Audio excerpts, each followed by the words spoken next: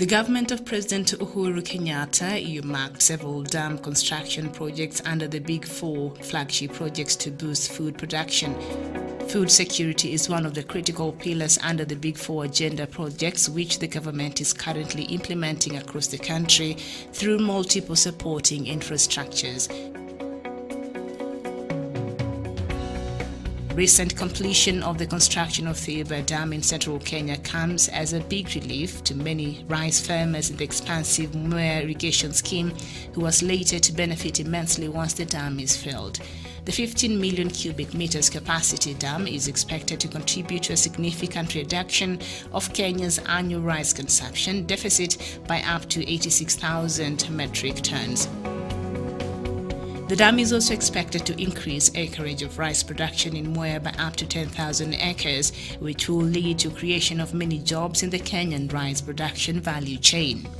It has been estimated that its full operational capacity, the dam will contribute an additional 6 billion Kenya shillings to the country's GDP annually. In Kiambu County, Karimenu 2 Dam is slated for completion in the second quarter of the year 2022. The 26.5 cubic meter dam is expected to provide up to 70 million liters of water daily for domestic and irrigation use for the residents in its vicinity and the surrounding areas. Phase 1 of the Thwake multipurpose dam is expected to be completed by June 2022. Phase 1 alone has a 688 million cubic meter capacity. The dam is expected to have a 20 megawatt hydroelectric power project on its second phase, while Phase 3 will provide an estimated 150,000 cubic meters of clean water for residents of Kitui, Makueni, and parts of Machakos counties daily. And Phase 2 of the dam will also have sanitation and wastewater facilities. Currently, the government of Kenya is in the process of implementing the Agricultural Sector Transformation and Growth Strategies ASTGS 2019-2029, a comprehensive agricultural growth strategy which aims to set up 6 agro-processing hubs across Kenya for local and domestic markets, unlock 50 new large-scale private firms with more than 2,500 acres, increase access to farm inputs and equipment to up to 1 million small-scale farmers countrywide, facilitate skill acquisition and transfer, entrench research and innovation. The decade-long agricultural transformation strategy contributes significantly to the realization of not only food security, but also making agricultural sector profitable to many Kenyans that are employed in the sector. It has been estimated that for every 1% growth in Kenya's agricultural sector, there is usually a corresponding positive growth of 1.6% overall GDP growth. The ongoing dam projects will contribute significantly to the realization of the great potential of Kenya's agricultural sector and food security.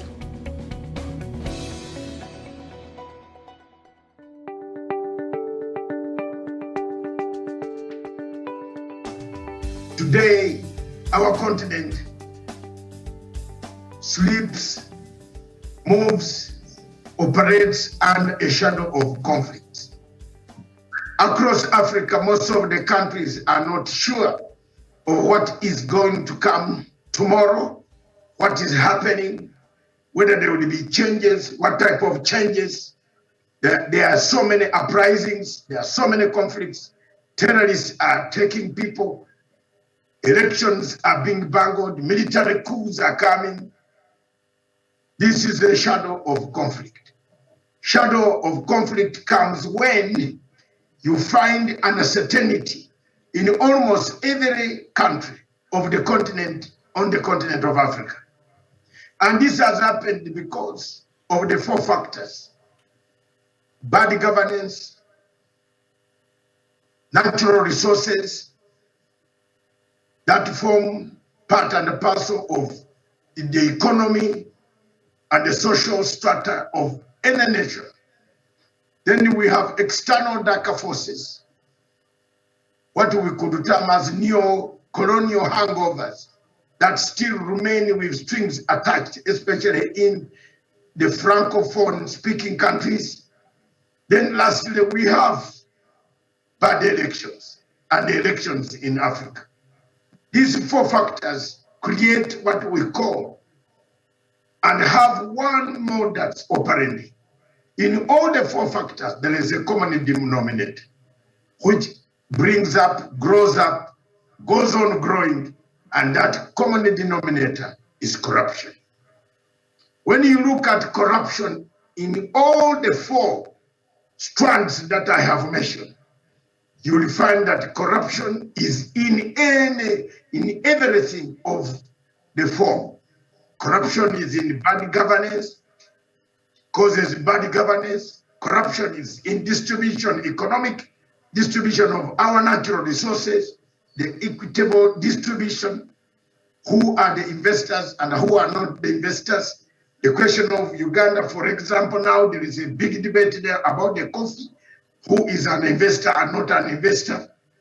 You find that when you see foreign external darker forces with a neo-colonial hangover mentality that still controls Africa and makes Africa ungovernable. This is also a force, the George Soros approach of arming the opposition to overthrow governments, to have uprising, violent regime change. That's another factor. The last factor that also with a common denominator is the bad elections that are conducted on the African continent. And these elections, indeed, if they are bad, they will always create a conflict. So even a bad election being conducted on the African continent will result into a conflict.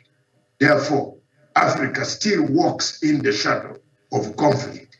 If we make these things work properly, if we root out, we get out corruption, we throw out corruption, we fight corruption, we put laws that will remove corruption amongst the institutions that were left there after the colonial master left, he will not come back to use those same type of institutions to dismember us.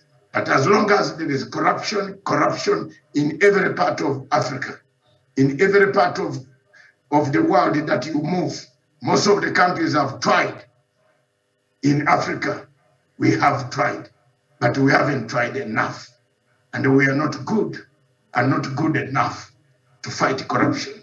Corruption is the center that breaks every time when there is a conflict in Africa. I submit.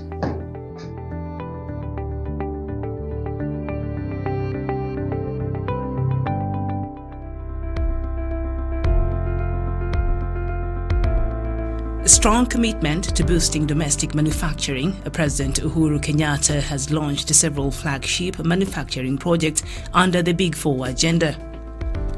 The blend of manufacturing projects launched by the president cut across various manufacturing subsectors, including agro-processing, pharmaceutical industry, textile and leather industries, vehicle assembly, iron and steel, ICT, as well as oil, mining and gas industry.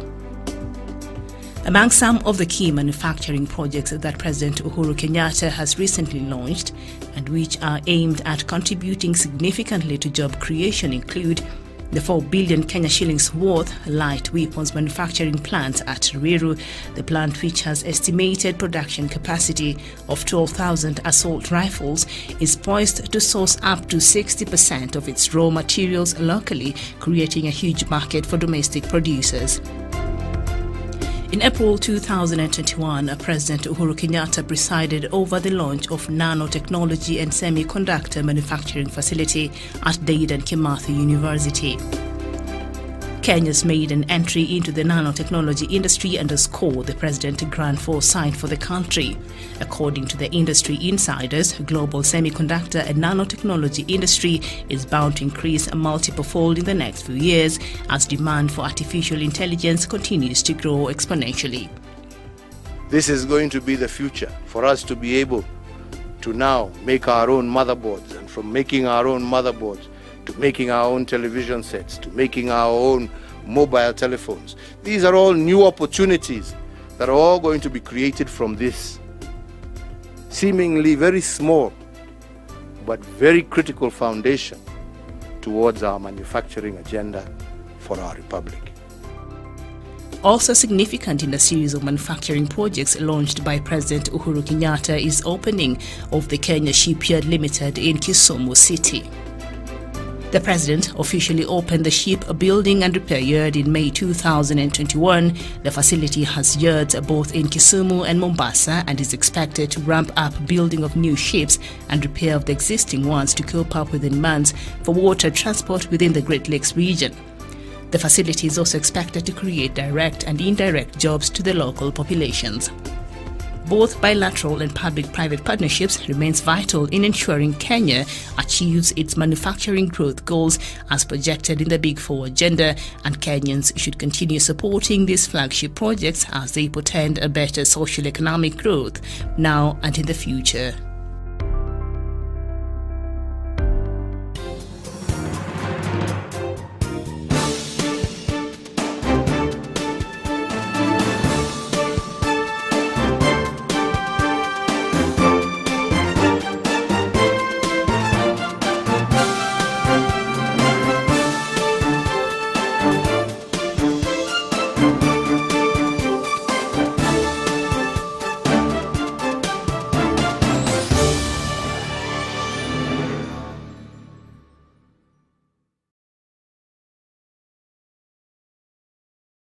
Finding time to be with us today.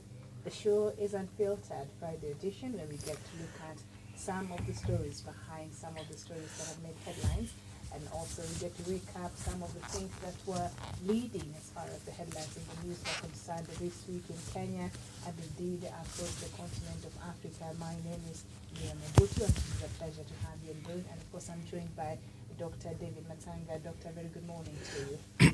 Good morning, Miriam. Good morning, viewers across the continent of Africa. Good morning across the continent of Africa, wherever you are. I'm happy to be closer to Miriam, closer, very close, back home.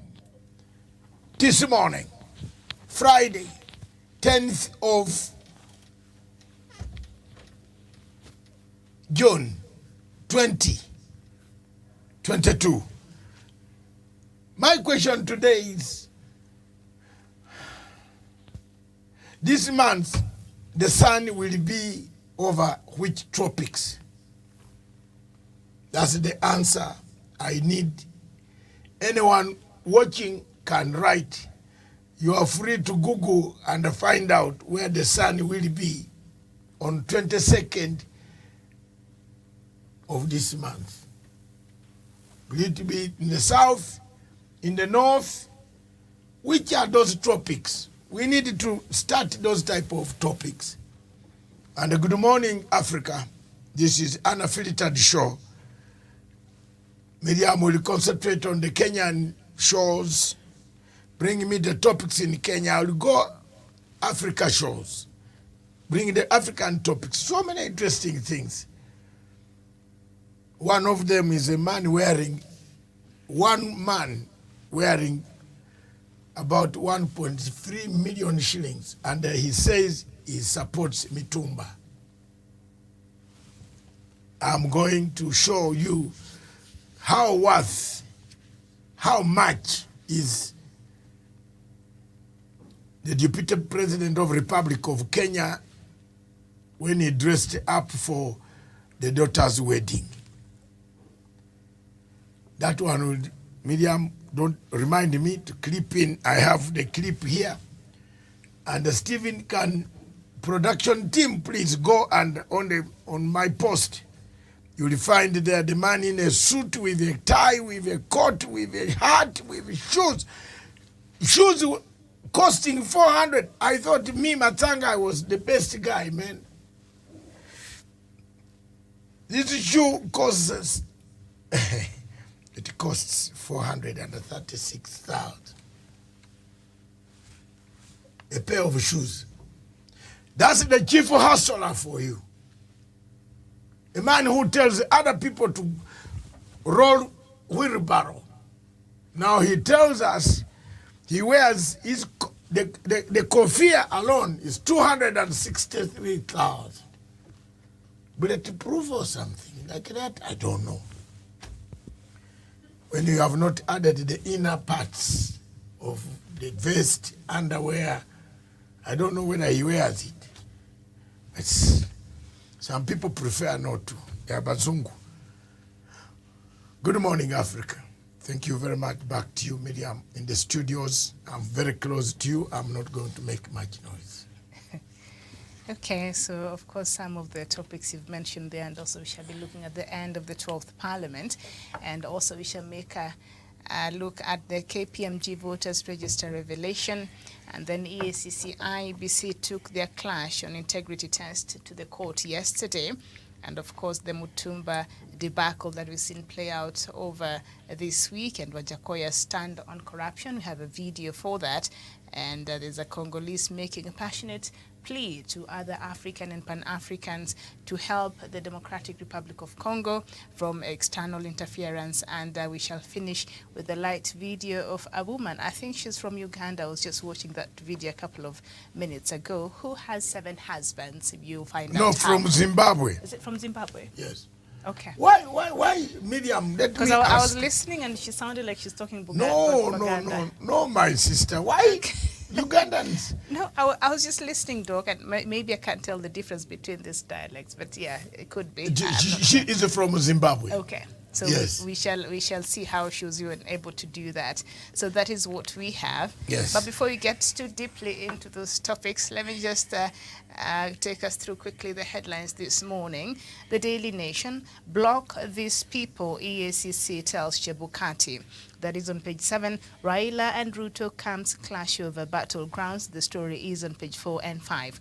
Africa's best Omanyala does it again. Kenyan speedster makes history as he beats South African to bag continental title. Indeed, congratulations are in order there to Omanyala. The story is on page 35.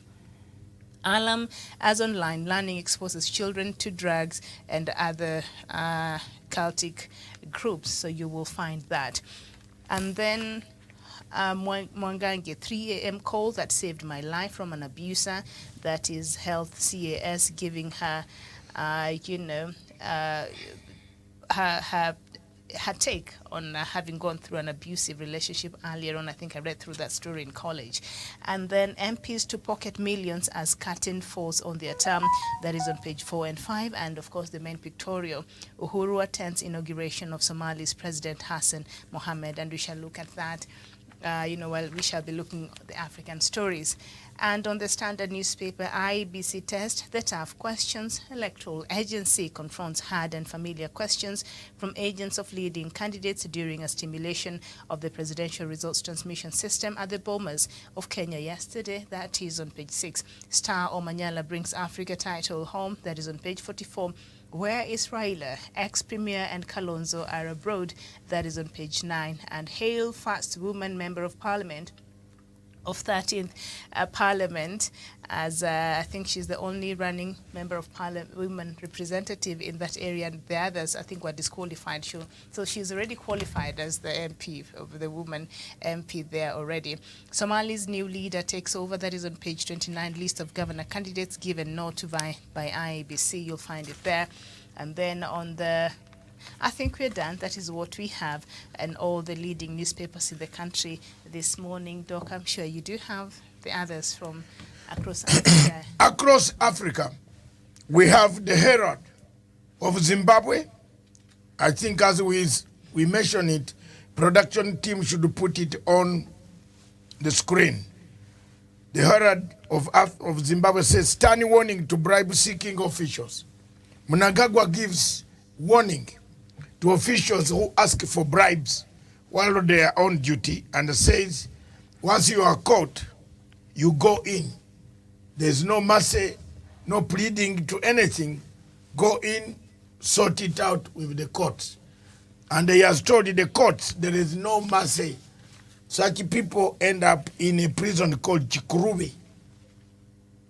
In fact, Uganda has Luzira, Kenya has Kamiti, Zimbabwe has Kikurubi.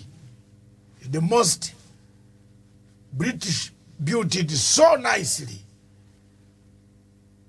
but it is one of the when you come out of that correction center in Zimbabwe, you might behave very well next time. This is where Mr. Wajakoya wants people to be.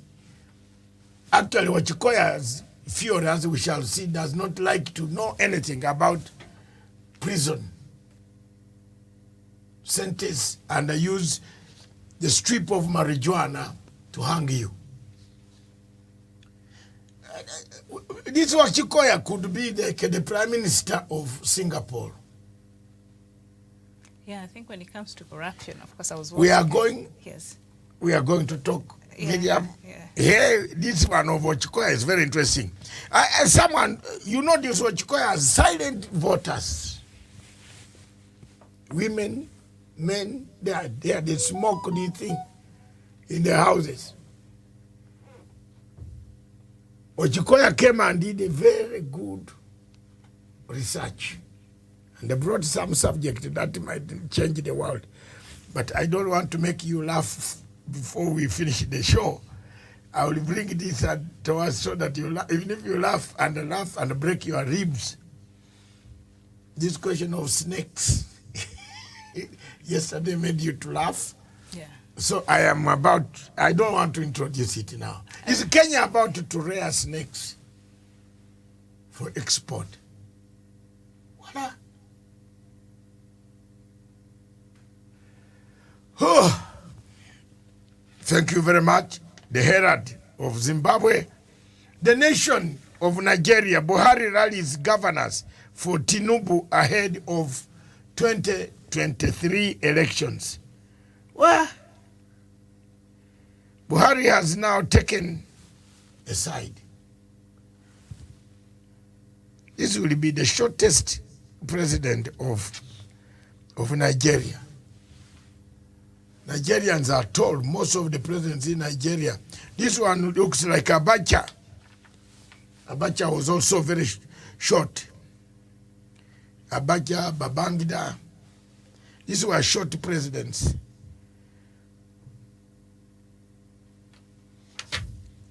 The Guardian, Parliament wants probe into attacks by wildlife in Tanzania, I think. Samia Suluhu. Wildlife is also encroaching on us too much. I think the other time it made 4 people to be killed because they had barricaded the road and they were stoning every motorist. I don't know what the courts will say about those, because when you stone an army vehicle and you stone the windscreen, Miriam, I'm telling you, we were coming from Mombasa that day. We had done a Uhuru vote hunters and we reached somewhere, the roads were blocked. And an army man came out. He beat one of my journalists. We said we are leaving the road, but he roughed up. One of the journalists said something. The head, the sergeant, the warrant officer, I got his number, I got everything. He roughed up I was seeing until I came and stood there and I said, what do you want to do now? What do you want to do? Then the other said, Mzee, please watch out. I said, what do you want to do? Why are you beating my worker? We are leaving the road.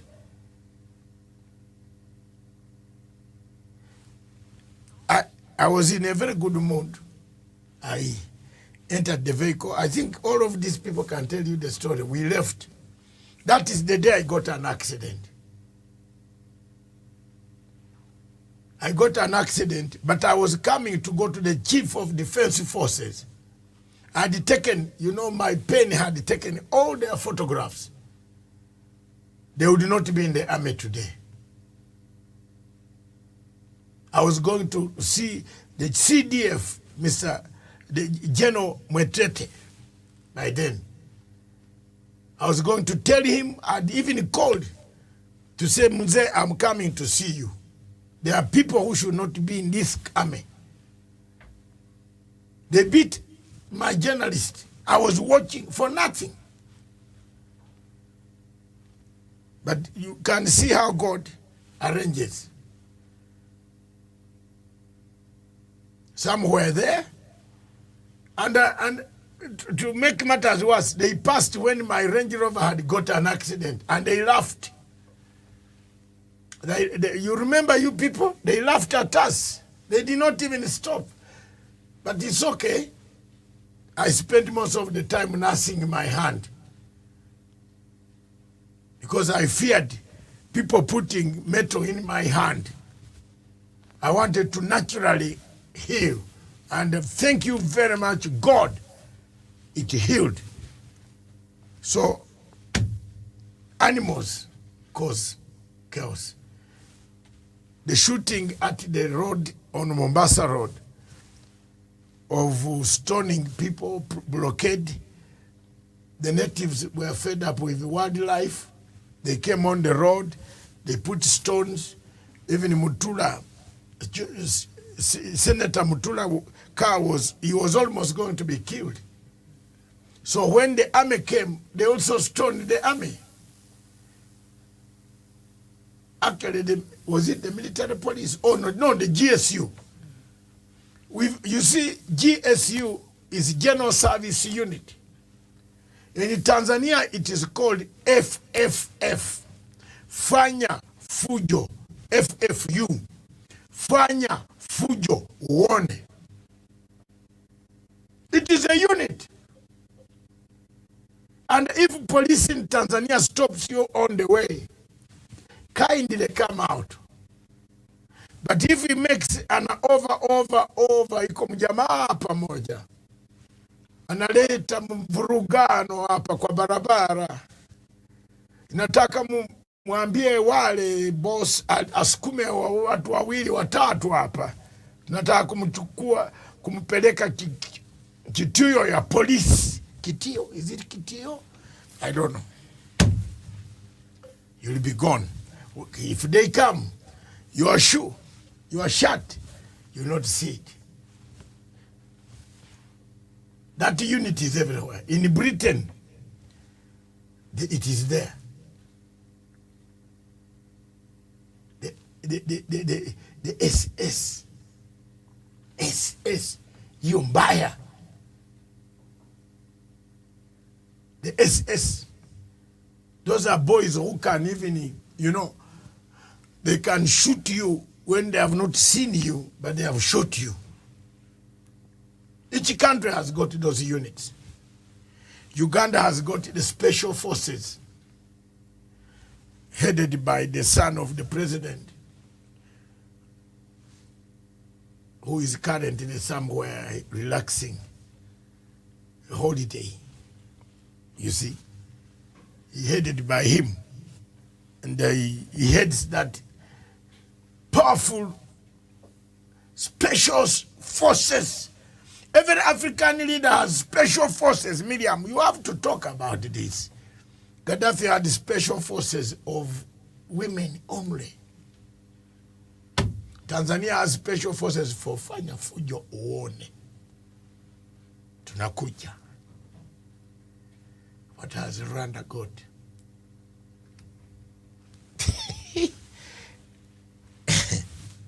What has Rwanda got? You tell me. Rwanda has got silent eliminators. Hey, if you hear the story of most of the suspects they killed, most of the victims of Rwanda, of allegedly, they went to South Africa. They put "don't disturb" on the wall. They entered to talk to the man. Walimuua na taulo yake yenyewe, the room where he has been staying. And they left the "don't disturb." They got out nicely. For 5 days, people thought this man had the room. And you know, when you put on "don't disturb" in the room, nobody will come until The 5th day, these people say, that this man doesn't take breakfast, doesn't come. Only to open the door, the man had been killed and left on the bed. And the killers had gone. And they were already, 5 days they have flown back to where they came from. I'm not saying they came from Rwanda. No, I don't want to accuse Mr. Kagame's army or security police. They are my friends. Some of the police, the Inspector General there is my good friend Dan. All of them, you know, they are Ugandans. Some of them grew up with us. So Rwandese, when they say they are coming, just start arranging your place towards God. Just pray. And these things happen. But we are not very far from it here also, in Embu. Yesterday, one man was gunned down, daytime. Roy Sambu, very early in the morning. Fika, isn't it? Fika Road. This is a Friday. Good morning. This is Unfiltered. Parliament wants probe into attacks by wildlife in Tanzania. What is the word in Swahili called? Animals are called what? Wanyama. Wanyama Tanzania zinaingilia sisi, tunakula na sisi tena nakula hata sisi. Fisi. They come, they eat us, then they eat the fish. They want to eat all of us. So we want also to eat them. So in Tanzania, they are doing a debate. The government, parliament wants to bring a law. Another one, citizen in Tanzania, government plan to curb sugar oil shortages. Yeah, these are now, such a headline is very good. Stockpile. Few days ago, Miriam, I wrote an article and I warned the Africans, and I don't know why Stephen has not uploaded it on Pan-African Forum for African leaders to read. But read the subtitle just below that. President Samia Suluhu Hassan revealed yesterday that the government has come up with a plantation plan that will have an initial allocation of 20 billion to ensure availability of sugar and cooking oil at all times. So it's a long-term thing. Exactly. It's a good thing, but not stockpiling. No, but my article talks about stockpiling. Okay. But I'm saying this is very good. Making plans. Yes, this lady will be re-elected. Yeah. Very early in the morning. I think she's putting Tanzania, my sister, you are doing a great job. Tanzania is moving. You notice that she has mixed Magufuli style of keeping away from too much limelight of internationalism. And come back to seek on domestic. Hataki kusikia that warebos wako Nairobi wanamiti. Anasema warebo wanamiti na wale watu wenye wapatia bunduki wako hapo. Kwa nini watu wa bunduki wakuja watuambie, tuambiane sisi wakubwa wenyewe, msipatie watu hii bunduki kutoka leo, wacha tuwashtakwe, tuwalete. That's Tanzanian police. Yes. Isn't it true? How do you go on table to sit with the same guys who have funded the rebels? And they are listening for the rebels. When you say, we shall be doing an operation on 20th to attack them, the rebels will walk 200 miles away from the base and you attack an empty base.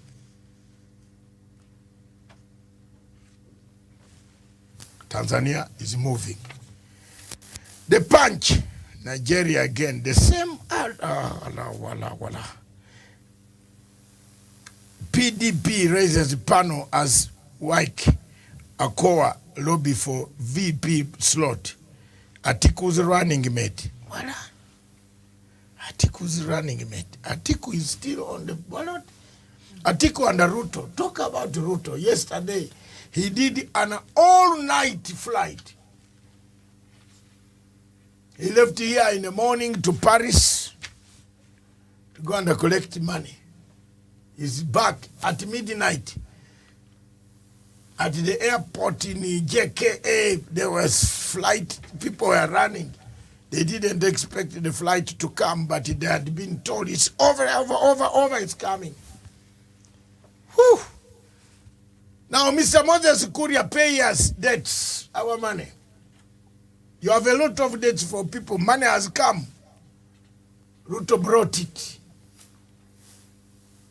The campaign was going badly. I don't think Korea shall be getting any of that money, if at all. I think Korea is going to get. With his party. But even if he gets, Korea does not pay debts. I don't know how people in Kiambu are electing some man who comes to you and says, give me 1.4 million shillings. I'm being bailed me out of industrial area, and does not pay you back up to now. This is 5 years, second term. Hello, Korea. Lipa pesa za watu. Watu wanalia.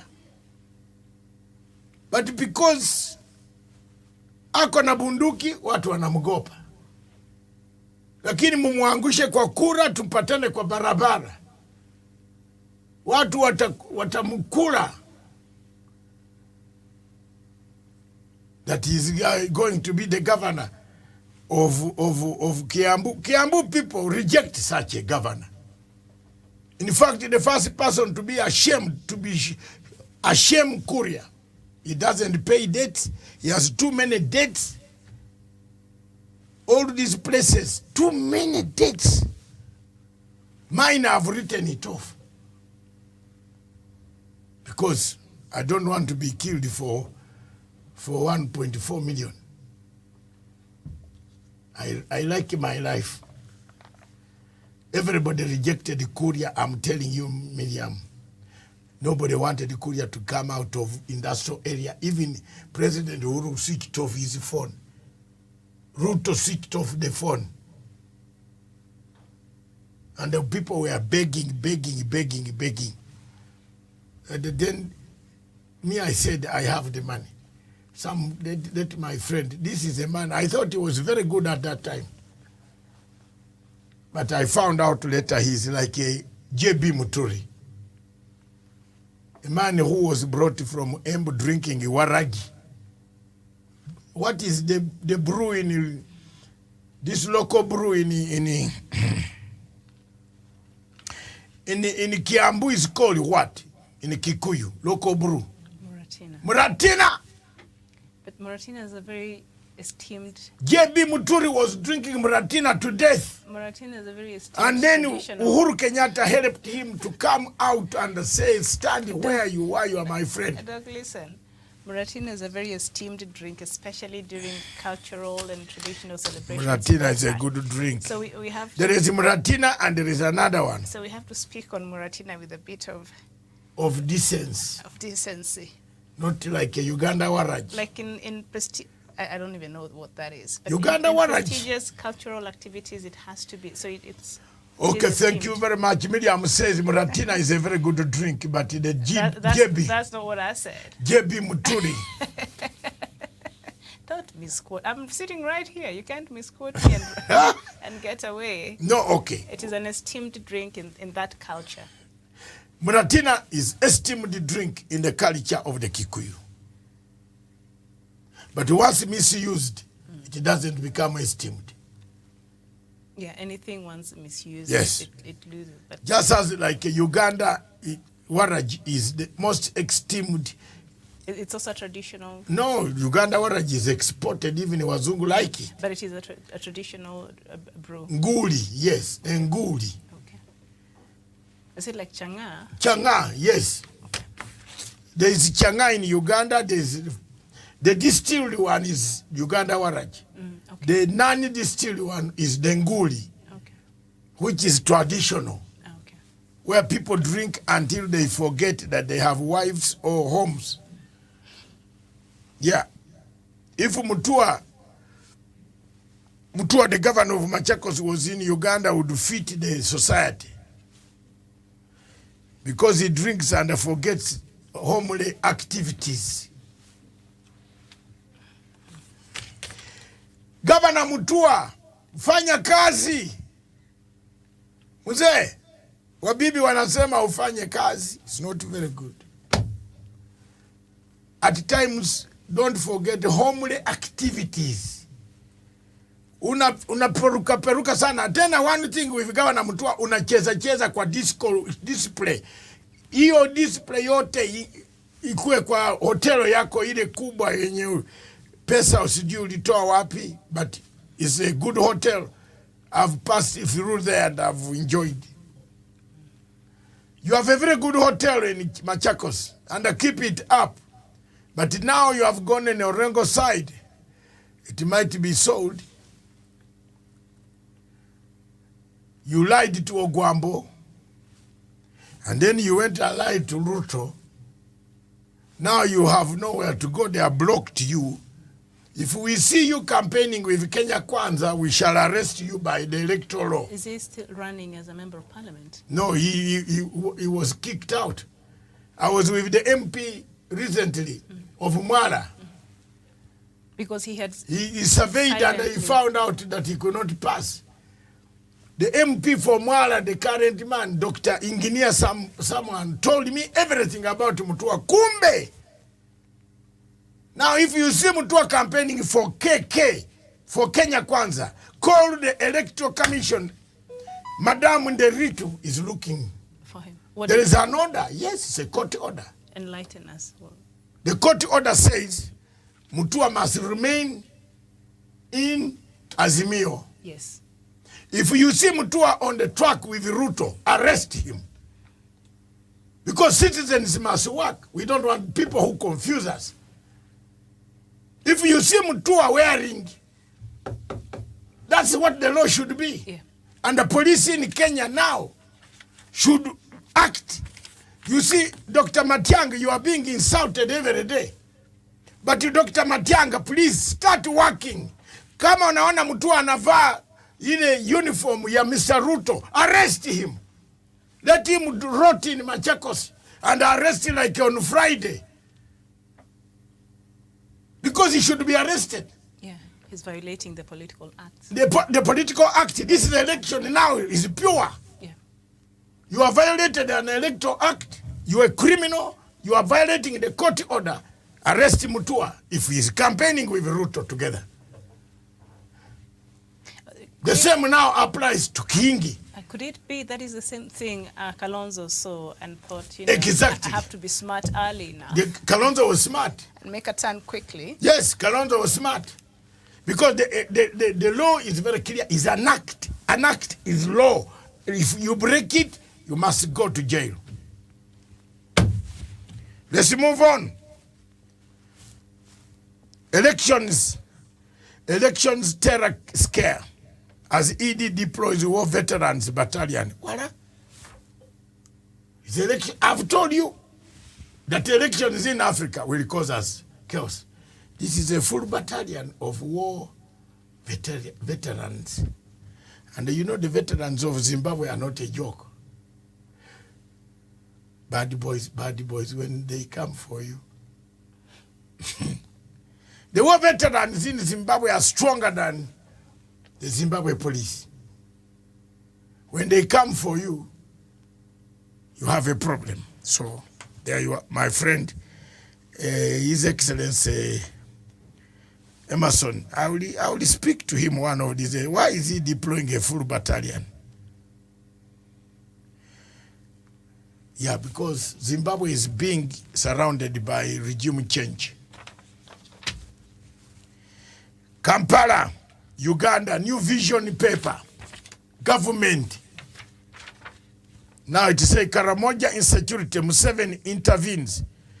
President Museveni has been at the border in Kapchorwa, camped there, Wema there, battalions there. Ako hapo karibu na Saboti, Kitale, unaingia huko Bukwa, the other side. Mr. Ruto, I hope you are not Have you gone there of late? I don't know why you are meeting Harun in Paris. Harun. It's Harun Eyadin. Was yesterday seen in Paris hotel with Ruto. They flew together back to a destination for fuel, more fuel. And they landed. The man made a all-day flight. But there is insecurity. President meets security district chiefs to find lasting solution for Karamoja. Karamoja had been a very good place. The president had finished all the guns. Thank you very much for that. Karamojons had started growing food. But it's your problem, Kenya, who have brought us a problem. Because on this side, you have people with guns who go and do funny things. We have Nanok, who has now abandoned the entire population. He is busy working with Ruto. Perhaps they have a plan which the security in Kenya should check. Because the people started stealing animals and running into Kenya, creating insecurity into Karamoja. But on this one of the Karamoja, I give President Museveni, even if we don't agree on a number of things, and listen to me, those watching, there are a number of things on democracy we don't agree. But on this one of Karamoja and Somalia, we are together. Big hour. And I saw Matiang'i the other day speaking on the insecurity in that area, and of course Marakwet, and he said the government now, the residents there should get prepared. It's going to be very hard. You need this Mulkomen with that loud mouth and open mouth. That one Mulkoni has a bad mouth, bad in the sense both ways. He's a thief. He's what? He stole my money. Why is it that people steal my money all the time? Why? Oh, and why is it that it's just your money being stolen? It is honestly because I'm very good-hearted. Okay. I come as a volunteer, Miriam. Yeah. So do you? I don't do contracts. Do you? Okay. So it's a gentleman's agreement. Yeah. Okay. I am also like a Raila. Raila cheated Kalonzo, according to Kalonzo. No, Kalonzo, and I am also Kalonzo. Gentleman, but me... Find you in between those two. Those Go two. Yeah. Yeah, like this one of Murukomen, they were told to go somewhere to be bringing me my money. So they used to go there and sign and take it, divide amongst the three. Kindiki, Murukomen, and another one, whom I will mention, at the end of the office of His Excellency the President, Uhuru Muigai Kenyatta. Yes. You know, I'm very good when you give me a platform and a microphone. I say it. There's someone there who is always with J.B. Muturi. They drink together. He's a thief also. And they started hating the president. Tunakujua. Wachana na kuhate the president Uhuru Kenyatta. He has helped you a lot. Even to be able to drive that car. Wewe shenzi. Kuwa mshenzi sana. In fact, you'd be a broker. Anakuweka hapo wewe unamuiba tena uiba ideas unamwambia Sakaja na nani mfanye hii. Mfanye another party and JB Muturi. Wewe JB Muturi ulitoka wapi wewe? Ulikuwa na ukunywa changa. Kwa umemalizwa. Now you are here and you are saying, oh, Uhuru. What type? Just keep quiet if you don't want the man. Miriam, it has taught me. Do you know what? The only people I love are my children and my wife.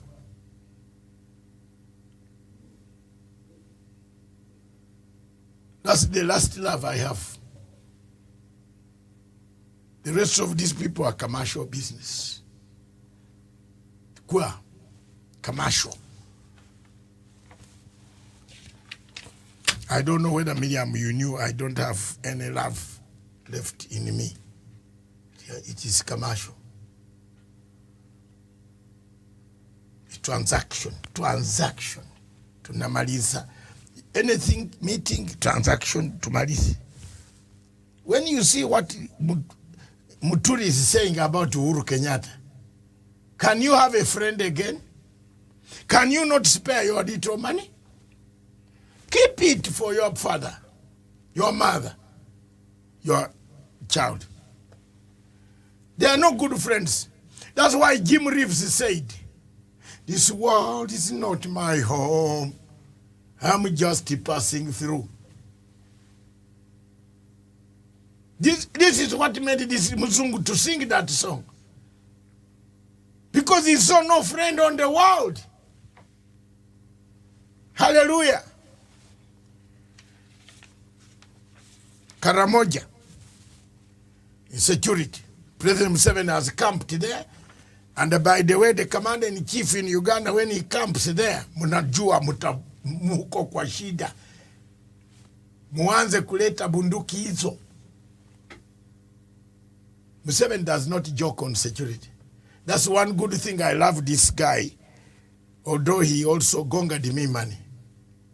He has not paid my money. And Mr. President, don't blame me. This is the only platform. And don't say I'm embarrassing you, because you know in your heart, if I played the tape, which I have, then it would be more embarrassing.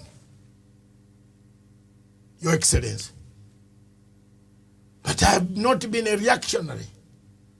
I've been a patriot. Medium, patriotism. Because I don't want to disrupt the peace. It is me who went to look for the peace. I am happy that 13 years passed. The peace is holding. And the people that I brought back are busy. Some of them are richer than myself. The dignity of the people of Northern Uganda has come back, Miriam. I'm happy. You remember that day, Mr. President? Don't say you didn't see me. Wewe atereri. Mzee, uliniona. You should have left the EU to pay my allowances. Why did you say that the EU, we shall pay Matanga's allowances? Wapi pesa yangu, mzee? Tuulizane hapa before we go up there. That's all the only problem. Hakuna hii mambo ya democracy na nini, hiyo democracy itakuja baadaye yenyewe. Uganda is only 60 years old.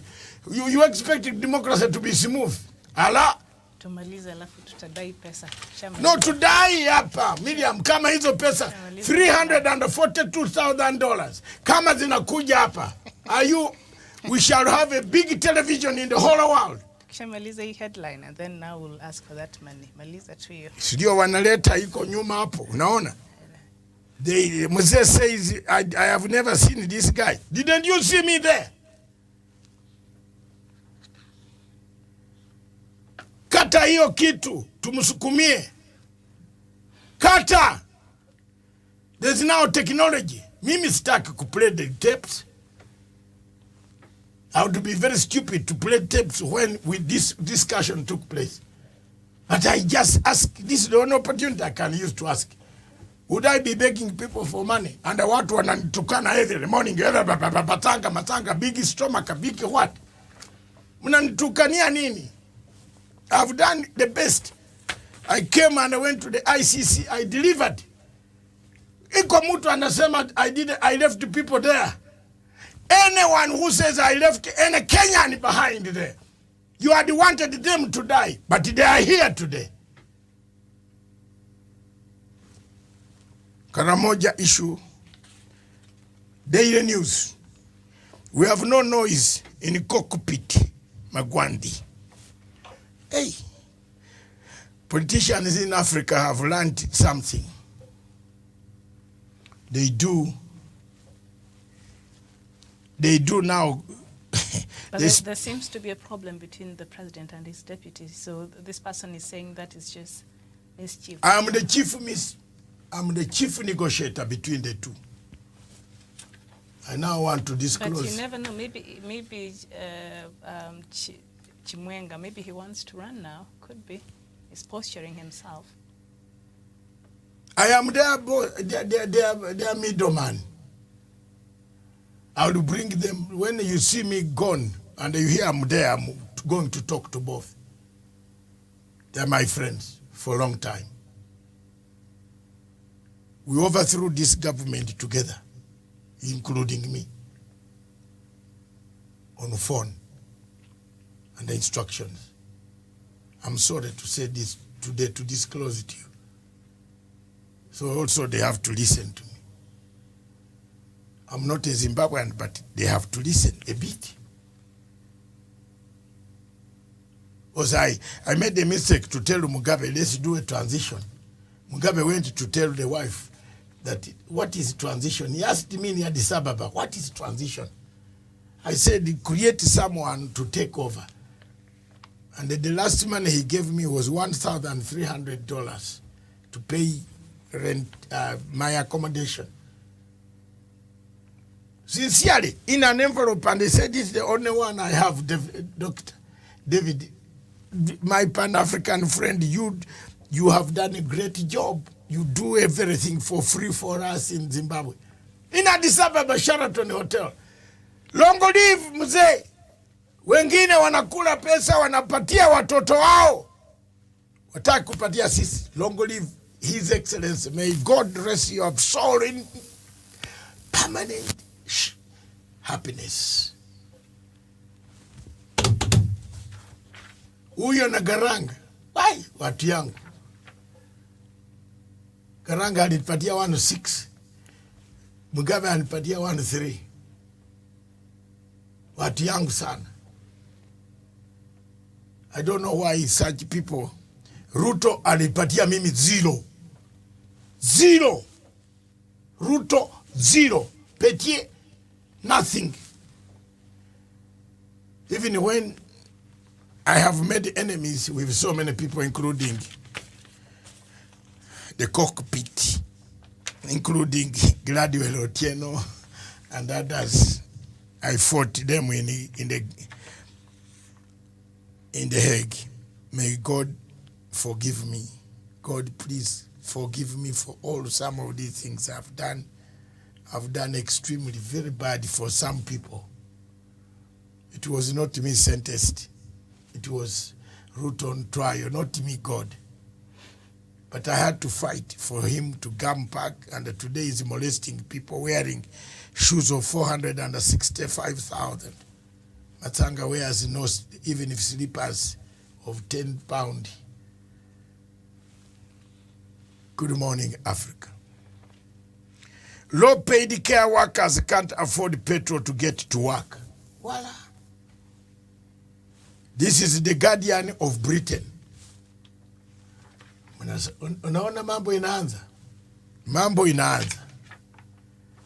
Not that there is no petrol in Britain, but there are no people, drivers, to bring the petrol. So the cost of petrol has become, since COVID, Britain has been announcing extra recruiting. I was telling Kenyan people, if you start driving these big vehicles, learn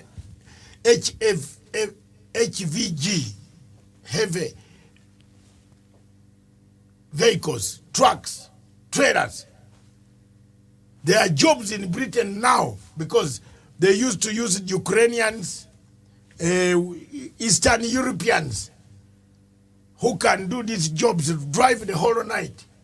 Now there are jobs. Not petrol is lacking in Britain, not because shortage is coming, not because of Ukraine, because the drivers are not there to bring it to the pump. They need more money. There have been strikes over the airports. If you go now to Heathrow, you'll have to face a delay.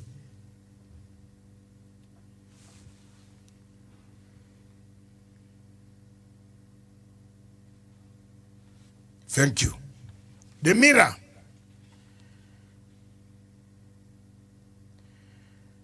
Hey, Putin has sentenced some people to death. Captured British fighters sentenced to death. Ai, huko hakuna kucheza. I was thinking of also going to be mercenary in... Can you allow me to be mercenary in Ukraine? Who? Me, you. I'm not your wife. No, Yeah, you're not my next of kin. I'm but not. Can you allow me to be mercenary? No. It's a personal choice. To go there when you have seen this. That's what I'm meaning. I'm not meaning anything beyond that. I'm saying you have seen this sentence to death. How can you go there? People don't see where to go. I think like a lot of people who volunteered, they really believed in the cause and why they were going. What cause? Helping the Ukrainian. The cause is, Miriam, I've finished all the international papers. The cause is very simple. Thank you very much, viewers across the continent of Africa. When you get these clips, you will see exactly the truth we are talking about. And I would like that clip to be cut, the one of me and Mr. Museveni meeting in Kampala, shaking hands. There are two, one for that and another one. Put them together and send it to the sun to see that we met. Maybe my money will come slowly because I've had enough. Good morning. All right. Good morning. So, okay. So now we start with our topics this morning. And of course, yesterday, the 12th Parliament had its last sitting, and members of Parliament to pocket millions as curtain falls on their term. 416 MPs in the National Assembly, and the Senate will take home 2.2 billion Kenya shillings as the curtain fell on the 12th Parliament on Thursday. The National Assembly adjourned indefinitely, or technically known as a sine die, to allow members to seek a fresh mandate in the election. And of course, they can be recalled for a special sitting if there is a need for that, but that is that. And we look at this new war between EACC and IEBC in the court, and the story is on page 7 of the Daily Nation. Let me just read a bit of that, and that will start our conversation this morning. The anti-corruption watchdog yesterday stepped up the pressure to have 241 aspirants facing integrity probes barred from contesting in the forthcoming general election. However, efforts by the Ethics and Anti-Corruption Commission, EACC, were opposed by the Electoral Commission, which insisted it cannot be directed by other agencies on who to clear or not to clear for political office. During a 7-hour hearing at the High Court in Milimani, the EACC, the Director of Public Prosecutions and the civil society groups united against the Independent Electoral and Boundaries Commission, which was cast as the weak link in efforts to bar tainted individuals from the ballots. I'll just leave that there. So I've seen we do, even the Office of the the Office of the Director of Public Prosecutions also was part. Now, yesterday, Doc joined the EACC and these other groups to fight IEBC for clearing this. Is it not the Office of the Director of Public Prosecutions which said it will hold some of these cases that have been ongoing until after elections? Were they not the same people? Miriam. Did I not hear you say you stopped Aisha Jumwa from the case to stop? And now what? The question is, and now what? Because for me, I stopped you from asking me those questions. These two younger men, especially the DPPs, my friend, is a younger man who went to school in Cardiff. The father, the late, was my friend forever. Even when we went to the ICC together in support of President Uhuru Kenyatta, I and the boss and the late Haji, we sat together. We saw people fighting for money. We are even very embarrassed. Fighting for little handouts there and here. We sat and we bought, the boss even said, let's buy bring me tea. So I cannot make a comment to my younger son. He's like a son to me. Yeah. I'm 67. He's very young, about 40 something. Yeah.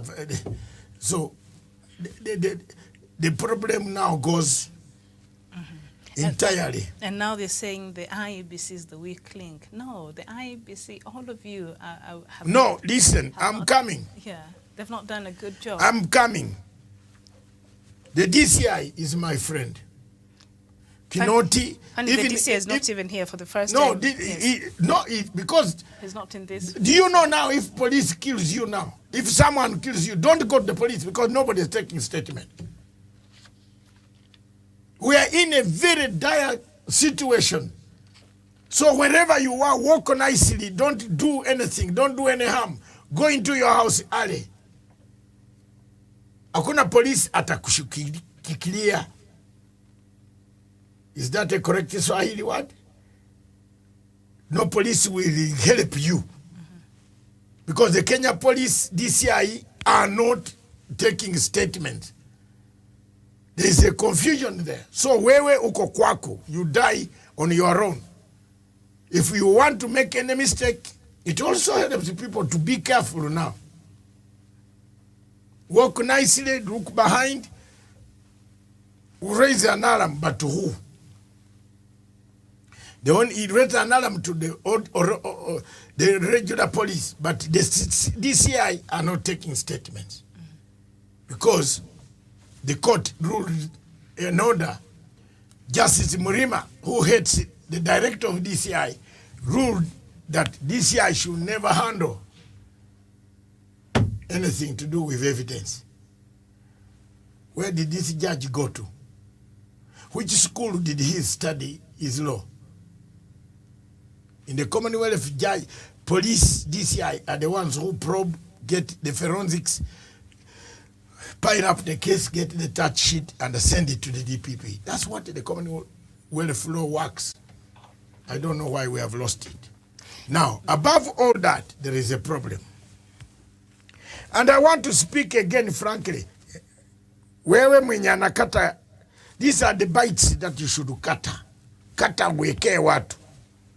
Some of these bites, don't bring me on a long one. Some of these bites are very important and Jeff can send them out. If I were Chebukati, I would prepare my documents, resign, hand it to the president and say, I am sorry, Mr. President, now I can't manage this election. And then the president, and they said the whole committee of us, we are resigning. Because you have put us, can you hear what I'm saying? You have put us, we are at crossroads, cliffhanger. Yesterday, the demonstration of one on the, you saw how the transmission was yesterday? Isn't it on the headline here? How many hours it took? If I were Chebukati, I would just wrap up and resign and hand over the papers to the president. And then the president called the parliament and asked them that we cannot conduct this election because it is badly managed. It is a reason enough. There is no MP who will oppose this. The people who will oppose are the ones who want bloodshed. Are you hearing me? We have started wrongly. Don't blame ourselves later. We have started planting the bad seeds in our election.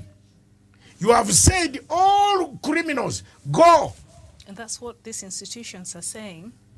But IEBC saying it is an independent commission, so it cannot be, it cannot take orders. Then why did it? Why should it give this name? No.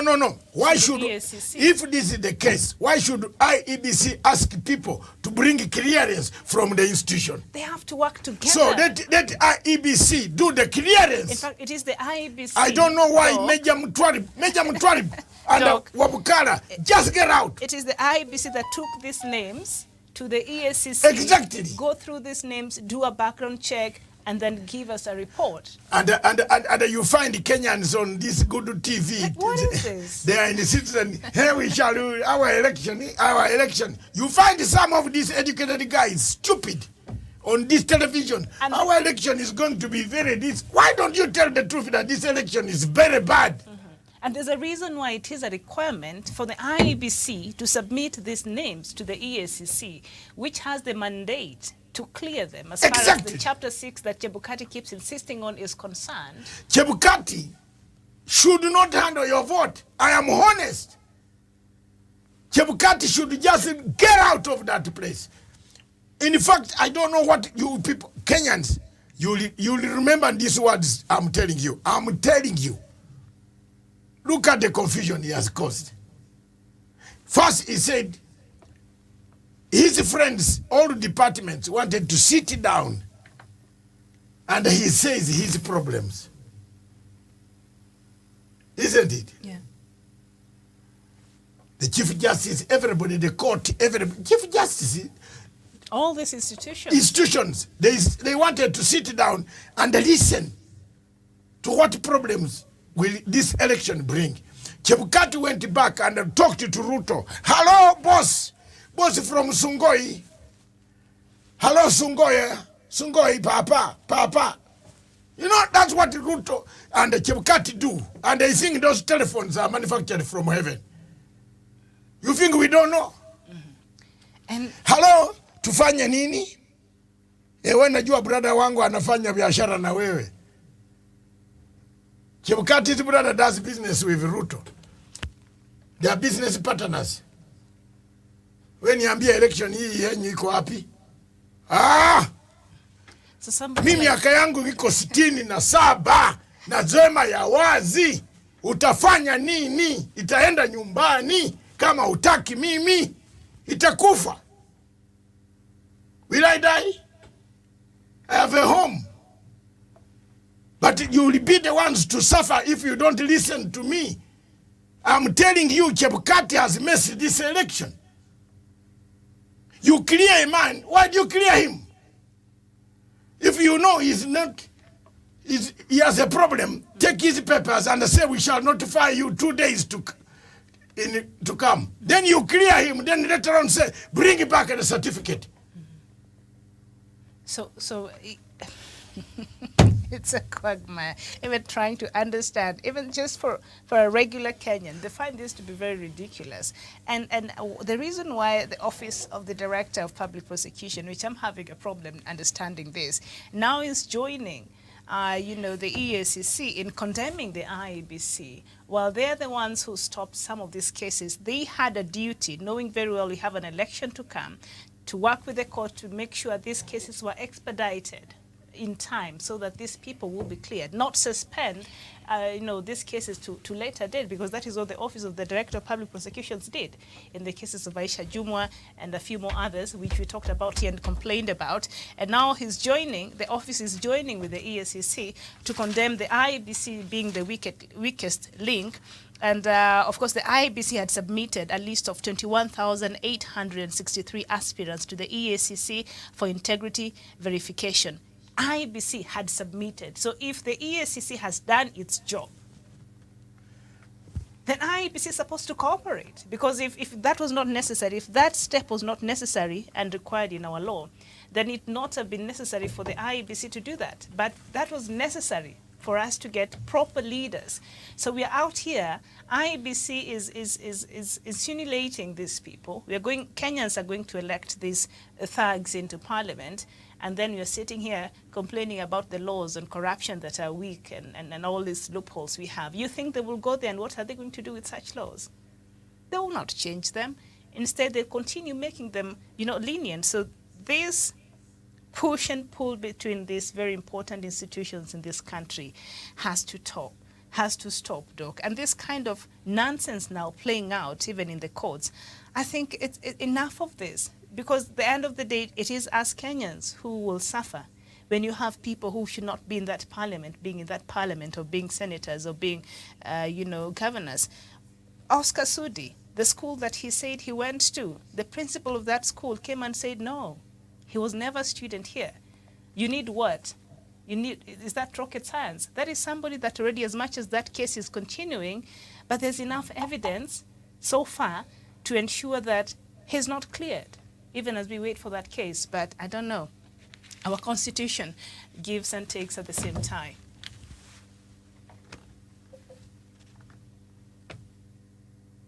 It's very frustrating. Miriam, my sister, you call this an election. There's no election here. These election papers have already been prepared for the Supreme Court battle. You get my point? You see, you people in Kenya are not seeing the mess. It's like we have been set to fail. Then later on we shall come back and say, we have already failed. You have already failed. Make a decision once that if you allow all these people to go, let them go. Then why do you write to Mr. Wabukala and tell Mr. Wabukala to clear them or give you a report about them? Then later on, after you have received the report, you said no, you will use Article 75. And Doc, you know what? By the way, you show me, you read for me Article 75. These people who have been cleared must still go back to the EACC to write them a form that they are free to run. The same institution that said they're not free to run. So IEBC sending them back to the EACC to clear them up. I wish one judge, Mativo, or one of the judges. Nonsense. No, I wish this judge. Do you know that these judges can stop this election? The free bench men can stop it. Let people go to the Constitutional Court, but you stop the election. The entire election is mad in controversy. Let me bring another controversy. Shocking, it's Friday, unfiltered. Otomofo. Otomofo has not been paid. The one that took care of the other election. Yes. And they have said they will not release the data. Yeah. There has been a battle. So you tell me which data is Mr. Chebukati using? Smartic, they're supposed to... No. But haven't. All of them work together. You see they are all linked. They have said they will not release the data to Smartic. They will not. Otomofo wants payment. And even if you pay them, you are now going to pay them with interest, which we don't have. You're paying for Kimorera and you can't even explain where that money went. So we are paying for Kimerol 67 million shillings per year. Yeah, you're paying for it. For what Ruto took and said. And we don't have a dam and we don't... We don't have a dam, we have air, we have a man buying planes, registering them under Duare's brother's name. And Kenyans don't speak about this. You can't find Ruto. Those helicopters they are his, but they are registered in somebody's name. Ukweli ambiwe sasa. And these are people you want to elect. I think you rather, in fact, Nani Wajakoya here. Wajakoya is my man. Mr. Wajakoya, I'm telling you, there is something you are missing which you are not telling now. And I want you to start telling it. When you went to Camden to dig graves, tell Kenyans who took you from Camden, from digging graves, and gave you a nice job. You are now a true man that every Kenyan is wanting. They are talking about this man of snakes. this man of marijuana, majwidi, sijui bangi, sijui what. Please, talk about the person who gave you your first the job after digging graves in Camden town was Masanga. You are my bouncer on my nightclub. And we used to do a lot of good work. You did a great job for me. God bless you. Thank you very much.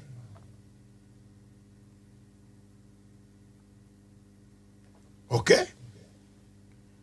But time has come for you also to acknowledge some of us who made your life. Don't jump that history and praise yourself only. You also got money from me for 6 months. Almost 9 months before we sold the club. Now Wajakoya seems to be speaking the truth. That unashika pesa, you have touched the government money. Why should we waste time to take you to committee to eat more money? To con more Kenyans while there. Yes, you con more Kenyans. In fact, if you took, do you know if you took Ruto to committee, you would still make a major deal out there while he's in committee. And we are coming to that, Doc. Let's first finish with this IEBC debacle. IEBC. So, however, the IEBC subsequently indicated only Mike Sonko, who was impeached as Nairobi governor and now wants to run for Mombasa governor, would be barred from contesting. IEBC chairperson Wafula Chebukati has said the commission's hands are tied over aspirants still on trial or who have appealed against their sentences. But yesterday, the EACC insisted by allowing persons who have active criminal and corruption cases to vie for public office, IEBC was exposing Kenyans to bad governance.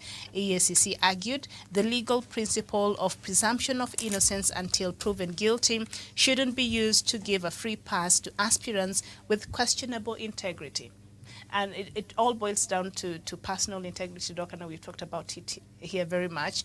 So the fact that you even mentioned in these cases, that should be enough reason for you not to even think about running for any public office until you're cleared. Because if you had such cases and you went for an interview, say at Safaricom, they will not hire you. They'll say you clear that first. Yes. And then we can hire you for whatever. They can't hire you. So why are we giving, positions to, why are Kenyans, being exposed to people who might give us bad governance, as EACC is saying here? Do they have a point? What the EACC is saying? Yes. Major Mutwalibu and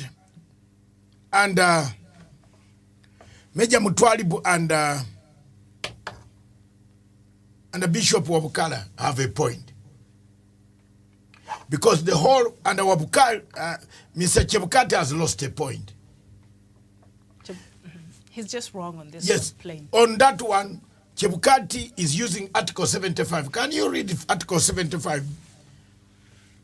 You have the as Medium looks for Article 75, what does it say? I see it here on the paper. Impeachment is final. Looking at the wording of Article 75 of the Constitution, the decision is definite. IEBC does not need to consider whether you have an appeal or not. So that is according to an impeachment. But let me just look at that. Let me see if I can find it here. Let me see if I can get us at what the Constitution says on Article 75. Article 75. The prime, of Kenya. I'm looking at the Indian one. Okay, let's just see what that says. I think we've talked about this again. Still on leadership and integrity. So a state officer shall behave, whether in public and official life, in private life, or in association with other persons, in a manner that avoids A, any conflict between personal interest and public or official duties, B, comprising any public or official interest in favor of personal interest, or C, demeaning the office of the holder. And number 2, a person who contravenes Clause 1 of Articles 76, 77, and 78 shall be subject to the applicable disciplinary procedure for the relevant office, and B, may in accordance with the disciplinary procedure referred to in Article A be dismissed or otherwise removed from office, and a person who has been dismissed or otherwise removed from office for a contravention of the provisions specified in Clause 2 is disqualified from holding any other state office. So this is the article that Chebukati has used to refuse to clear Mike Sonko when you go through this. But I think the one you were looking for, the one for personal integrity, I don't know if I can remember what article that is. I think we've looked at it here before several times. Let me see if I can find it, on leadership and integrity. But yes, that is what it says, responsibilities. Okay. So there it is, Doc.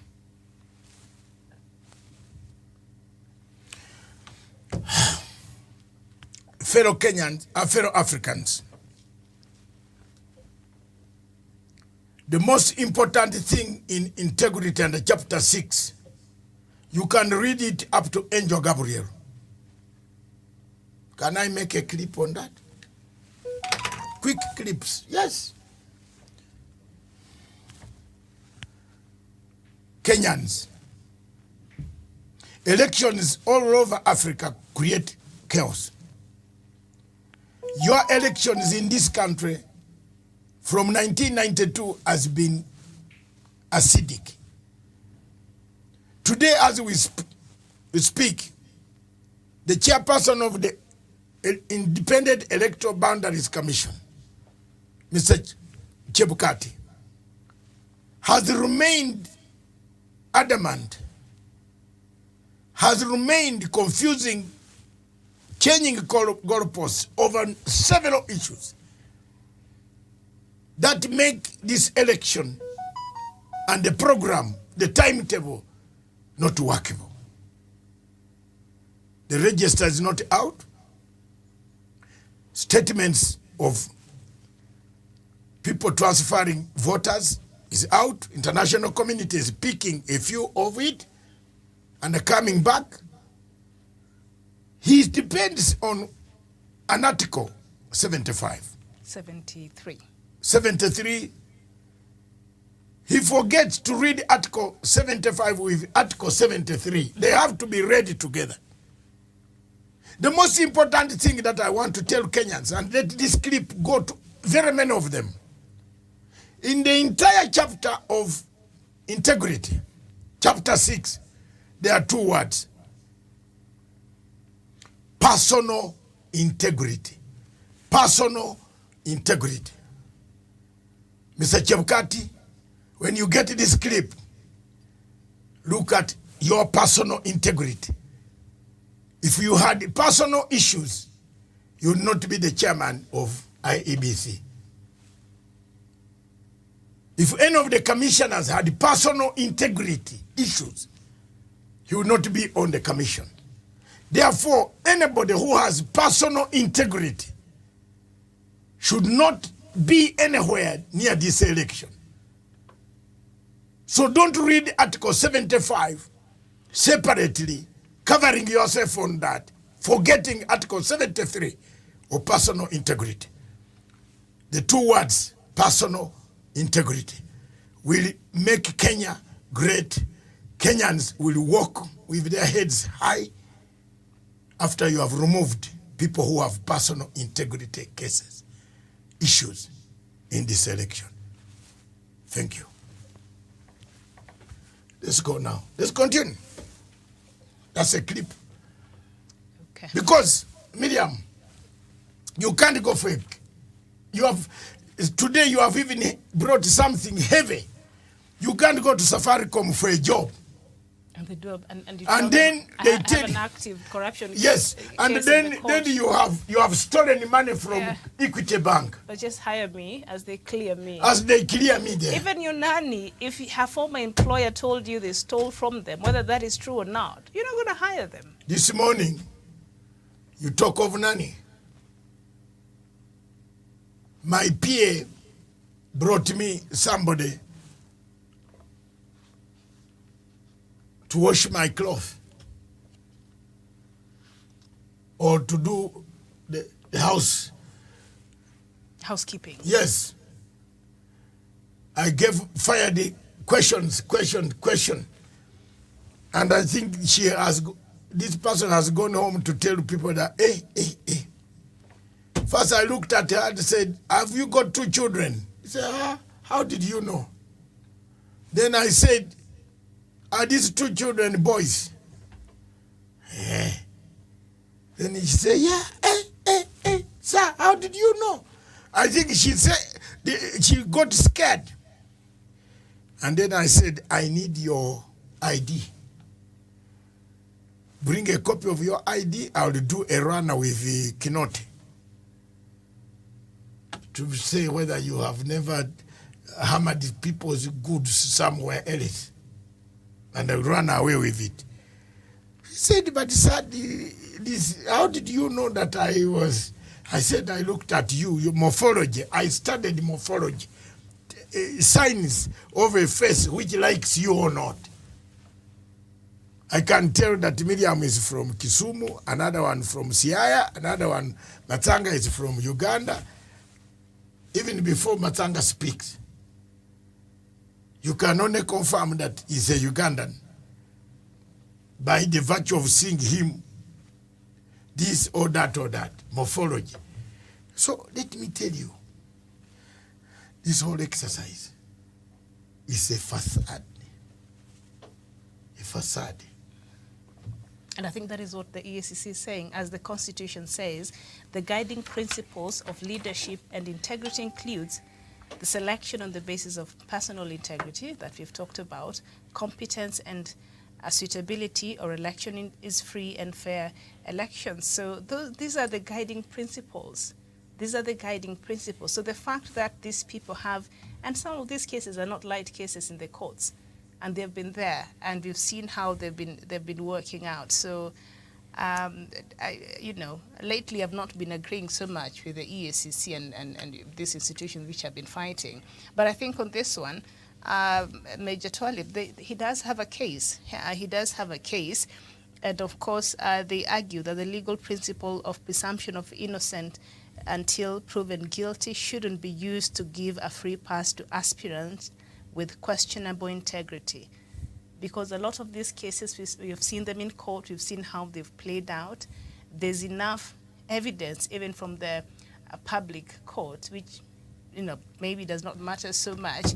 But perception is very important, even to anybody holding this office, even according to the Constitution. This Section 73, responsibilities of leadership, and subsection 1, A1 says promotes this person who is elected in this office should promote public confidence in the integrity of the office. So how will such a person promote public confidence in the integrity of that office when already they're going to that office with questionable integrity? Explain to us. How? It can't happen. Explain to us. I can't. Explain to us, Chebukati, because I think on this one, the ball is my sister Miriam, my sister, and you're a Kenyan, you're a voter. I hope your vote, your name will appear. I hope so. We don't know whether even your name is there. It could be, it is one of the names that they schemed. You see, the number of the people who are removed from the, allegedly by Ruto, that number rhymes with the number of Chebukati. With the number, yeah. So you can see those Kenyans who are thinking I'm talking like a madman. I'm not mad. I'm not mad. I'm a real Kenyan. I'm a real East African, an African. The number of people on that Ruto claimed, that they were removed, is equivalent to the number that they had inserted. More or less. Because he said almost a million. A million. IEBC saying just like so Ruto and Chebukati work together. And the Kenyans are not being told the truth. And Doc, we had this conversation, and here's what perhaps Chebukati, I think on this one, he's really dropping the ball in so many of these things, because by Ruto having a press conference and raising such an important matter, and Chebukati treats it so lightly, he should ask Ruto to provide evidence. No, Ruto should have been called. Yes, give us the evidence. Let us know what you're saying. He should have been called. You see, one woman from Muranga called Sabina Chege just said one statement, and Ruto threatened this woman, went to hospital bed. She was almost dying of pressure. But Ruto, Chebukati is not calling Ruto. He should, because these are Ruto should have been called to tell us who is this who removed the voters. And provide the evidence. Yes. To even help Then IEBC. Chebukati came up and said some people were transferred illegally and he knows the people. Then the KPMG comes up to say those transferred were doing it with fake documents. So where is Raila? Raila this time is sleeping or what? Raila and Kalonzo are out of the country. No, where is Raila? Raila is sleeping. This thing is slipping through his hands. If he's going to go to sleep, let Raila. You know Raila is the only one who can push Chebukati to come down. But Doc, after this... No, we have to push Chebukati. It is not yet too late. We can call back a parliament. The president can call back a parliament.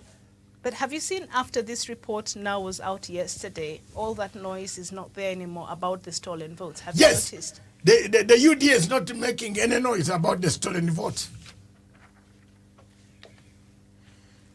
My sister, you are right. Voila, voila, voila, voila, voila. Yeah, all of a sudden the story has changed, so that is not trending anymore. So I think there's more to this, and I don't like the way IEBC is downplaying this very important and the heavy matters. These are things it should be addressing immediately and head on, so that as it continues to prepare for the elections, also some of these things are responded to in good time, and so that Kenyans don't sit somewhere thinking, I don't care about going to vote because this vote has already been compromised, or my vote is not even there in the register, and things like that. So he should not be downplaying such very important and very heavy, claims. And he has every right, like you're saying, the institution is independent. He has a right and a responsibility towards Kenyans, and to ensure Kenyans of a free, fair, and verifiable election, and to tell us and make us confident that, this election is going to be okay and not compromised. So he should be addressing some of these issues that are arising, but I think he just picks and chooses which ones he thinks he wants to respond to. And okay, so that is that. So anyway, I don't know if you have anything else to say to that. We'll see how that this new war between the EACC and now the IEBC, I think the DCI is just sitting somewhere just watching for them to finish so that they can pick on and start with the ODPP. But let's see how that will play out. Unfortunately, when such institutions are not working harmoniously as they should, the people who get to suffer are the people of Kenya, because the services are not as effective, because these institutions need each other. As much as they are independent, but they're also codependent. And everyone needs to do their job for that job to serve Kenyans properly. They need to work together. The EACC, the Office of the Director of Public Prosecutions, the DCI, the IEBC, they all need to work together, especially like right now as we prepare for the elections, so that they're able to have a harmonious relationship that will ensure proper service delivery to the people of Kenya. But with these supremacy battles we see in these institutions, it's worrying, especially for the common Kenyan. So. Just call off the elections. Yeah. The Constitution, I wish the two judges cancel. The three judges can cancel that election. It's a court order. Put a hold to all electoral process until some matters are sorted out. There is inadequacy. We are preparing a road. It is like digging a road that is going to kill people. That's what IEBC is doing. We are heading towards a disaster. We see it. And every Kenyan television stations are watching. I like it. Lenas Kaikai. He was very clear. You saw him yesterday. Was it yesterday, Lenas? What did he say? He said, cancel it. Cancel this election. I agree with you for the first time, Lenas Kaikai. You just don't like me on your television, but I would be the right person to speak out. You remember when ICC came here, people kept quiet and they didn't want to speak about this thing until ICC finally came and took these guys. When then people started saying, this Ugandan, where is he? Then Kibaki calls the Ugandan. Now we are keeping quiet. Citizen, KTN, NTV, call people who can call out to Chebukati. Don't call people who are coming there for their partisan interests. I'm coming to say the truth. Because if Kenya gets into chaos, we are all in chaos. And this is chaos coming. You see it. You cannot read one Article 75 without reading Article 73 itself, which said personal integrity. How can you go to a butcher and say, I want you to sell me meat, but make sure that you don't tell me where it came from. And then the butcher, the man tells you, go and eat. But you don't say where you got it from. That will be sorted later. It is like telling people, I've given you a job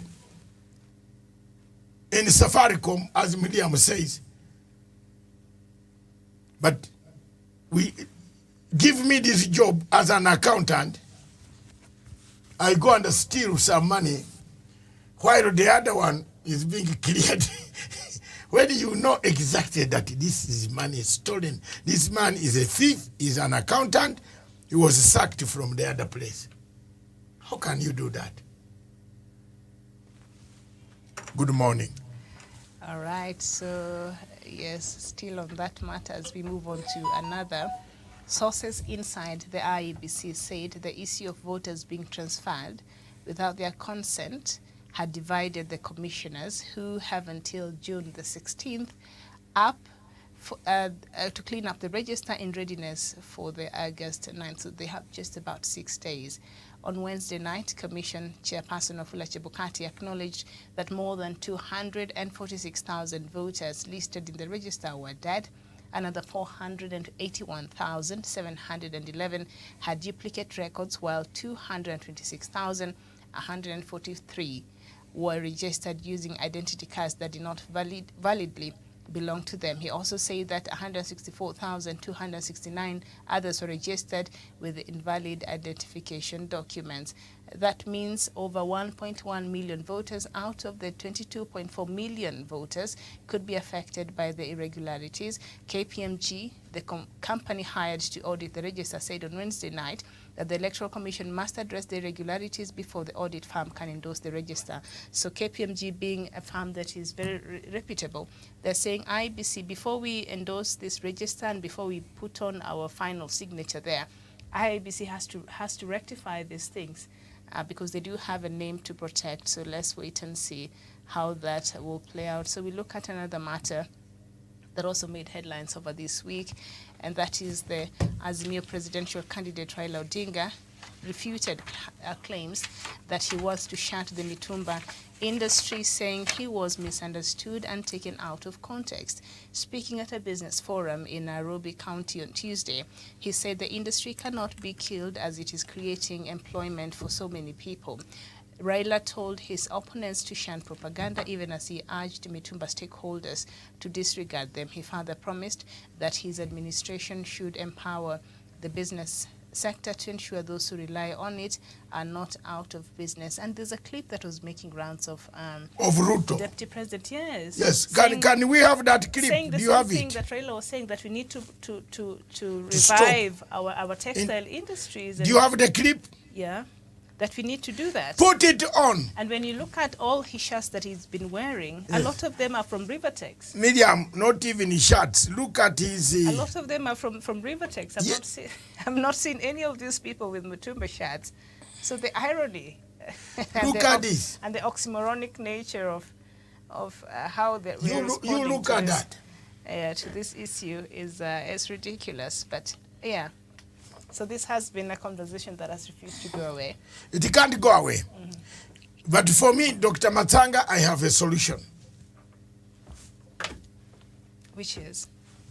If you want to die quickly, come to Africa and speak the truth. There's another lady who is a policy analyst, expert, and I was just reading her thread on Twitter. She was in the UK some times back, and she even tried her hand in Mutumba business. So she was saying once these items are collected, they are graded. There's a grade A, B, and C. So the grade A are sold again in shops. They are given to people who are perhaps not able to afford the new clothes in the UK or abroad there. The good ones, they're still very good, and they're called pre-loved items, so they're given to charity there. So the grade B and C that comes to Africa are the bad ones. So this is international dumping. These things. But Miriam, I said it. Yeah. I was telling you that if you go to the hospitals, if you go to the hospitals, the bed sheets, the blankets, the pillows, the mattresses, which Africans pack. You know there they don't change the bed sheet and put on the same bed sheet or take it to the washing machine. No. The bed sheet in the UK hospital is for once, because they don't know the type of disease that is from this patient to that patient. So people in UK go and get containers. His role is to go from hospital to hospital and work with the type of African type of stupid corruption that we have taken there. Take our African workers who are supervisors. I'm now telling you the truth. To collect you those bed sheets, those pillows, and you pack them, go and take them to the commercial washing area. Wash and get some boys to wrap and clean, iron a bit clean. They are here. So you arrive in Gikomba. Your blanket, a lot of cold. I need a blanket. Wanakupatia. After about 3 days, you start coughing, which you have never been coughing. And the disease is inside there. It has not left because you have not disinfected properly. Miriam, here in Kenya it hasn't reached. Nigeria and Ghana. You saw how bad it is in Ghana. That people have even dumped it in an ocean. It is taking over the water because the cloth does not rot quickly. You get my point? It is becoming a hazard. So the ecosystems, fish cannot breathe. Some of the chemicals are sinking in water. They are killing animals. It's a dumping place, indeed. Raila might not, because Raila needs the votes. Yeah, now he's changed a tune. But Raila must tell the people the truth that we need to have our textile industries back. Revived. Now, Ruto was saying the same thing. Yes. He was saying the same thing. We want that clip. Because he was saying we import so But many there's shoes from outside. you have shown us the photograph, but not the clip. He said we're importing so much. Okay, let's start with Ruto's photograph. The Ruto on viewers on the screen, there is Ruto's photograph with a suit that he wore during the wedding of the daughter who was married to Nigerian millionaire. The hat, has it come? The hat alone costs 157,000. This is the chief hustler. You are electing a chief hustler who is wearing a hat, bulletproof maybe.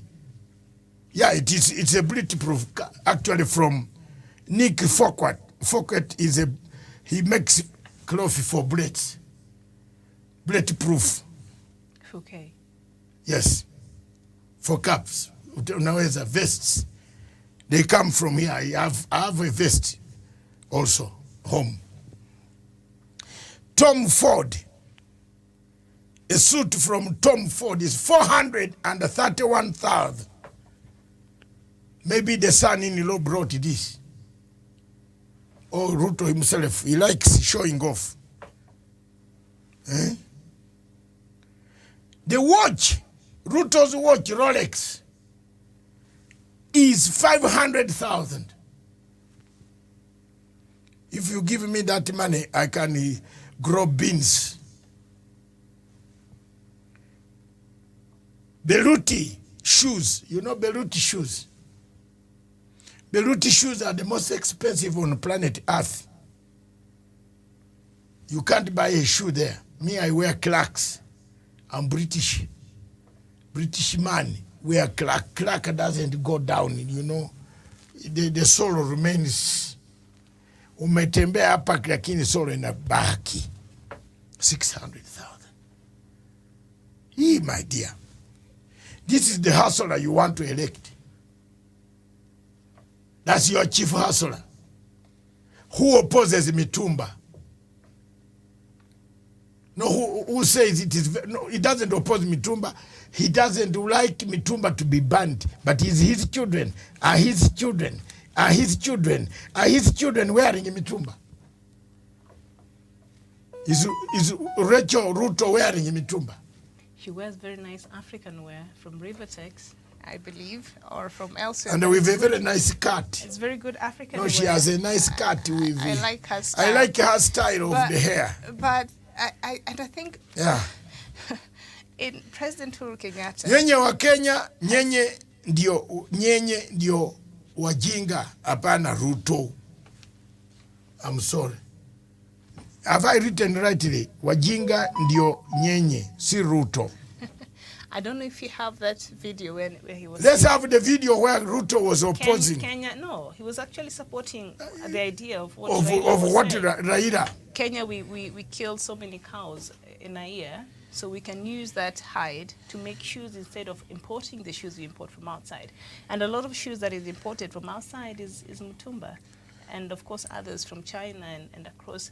So they're just speaking about the same thing. It's only that the politics, because we all agree, for us to have manufacturing, to realize the dream of having a proper manufacturing industry to support our economy, then we have to take on very controversial stands as a government and put policies in place to support and protect our local manufacturers.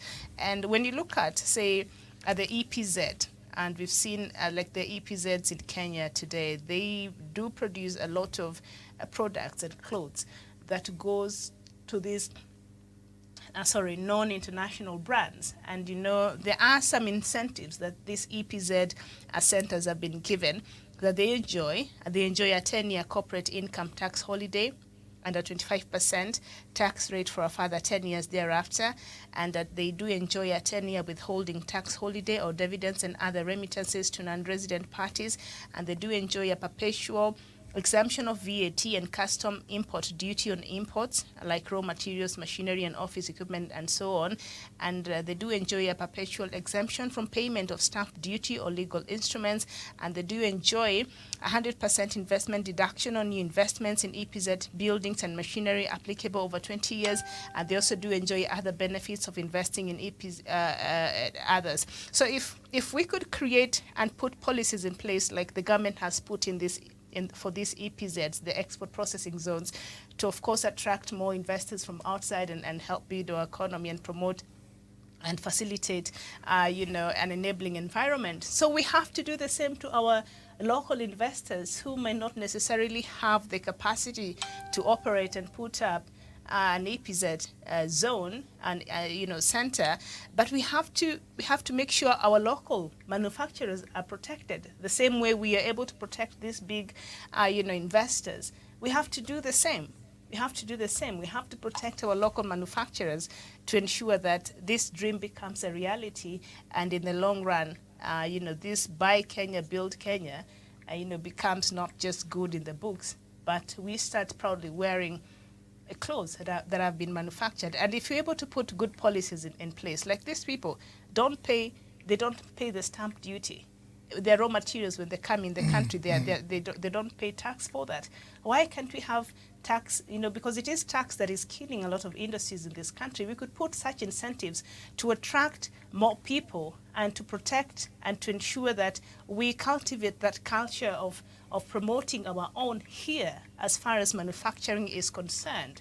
So we don't promote these EPZ centers at the expense of our own local people, because the reason why a lot of Kenyans even wear these Mutumbas is they say it's a bit cheaper. So if we can have policies in place to ensure that we support our local manufacturers in a way that we consider the kind of taxation that we give them, they can produce affordably, and Kenyans can still wear clothes with dignity, and we can all win as a country. At the end of the day, nobody is happy going on to wear Mutumba clothes. I tell you, if they get a chance to go and buy a nice piece of dress from a good shop, they will do that, but they can't afford it.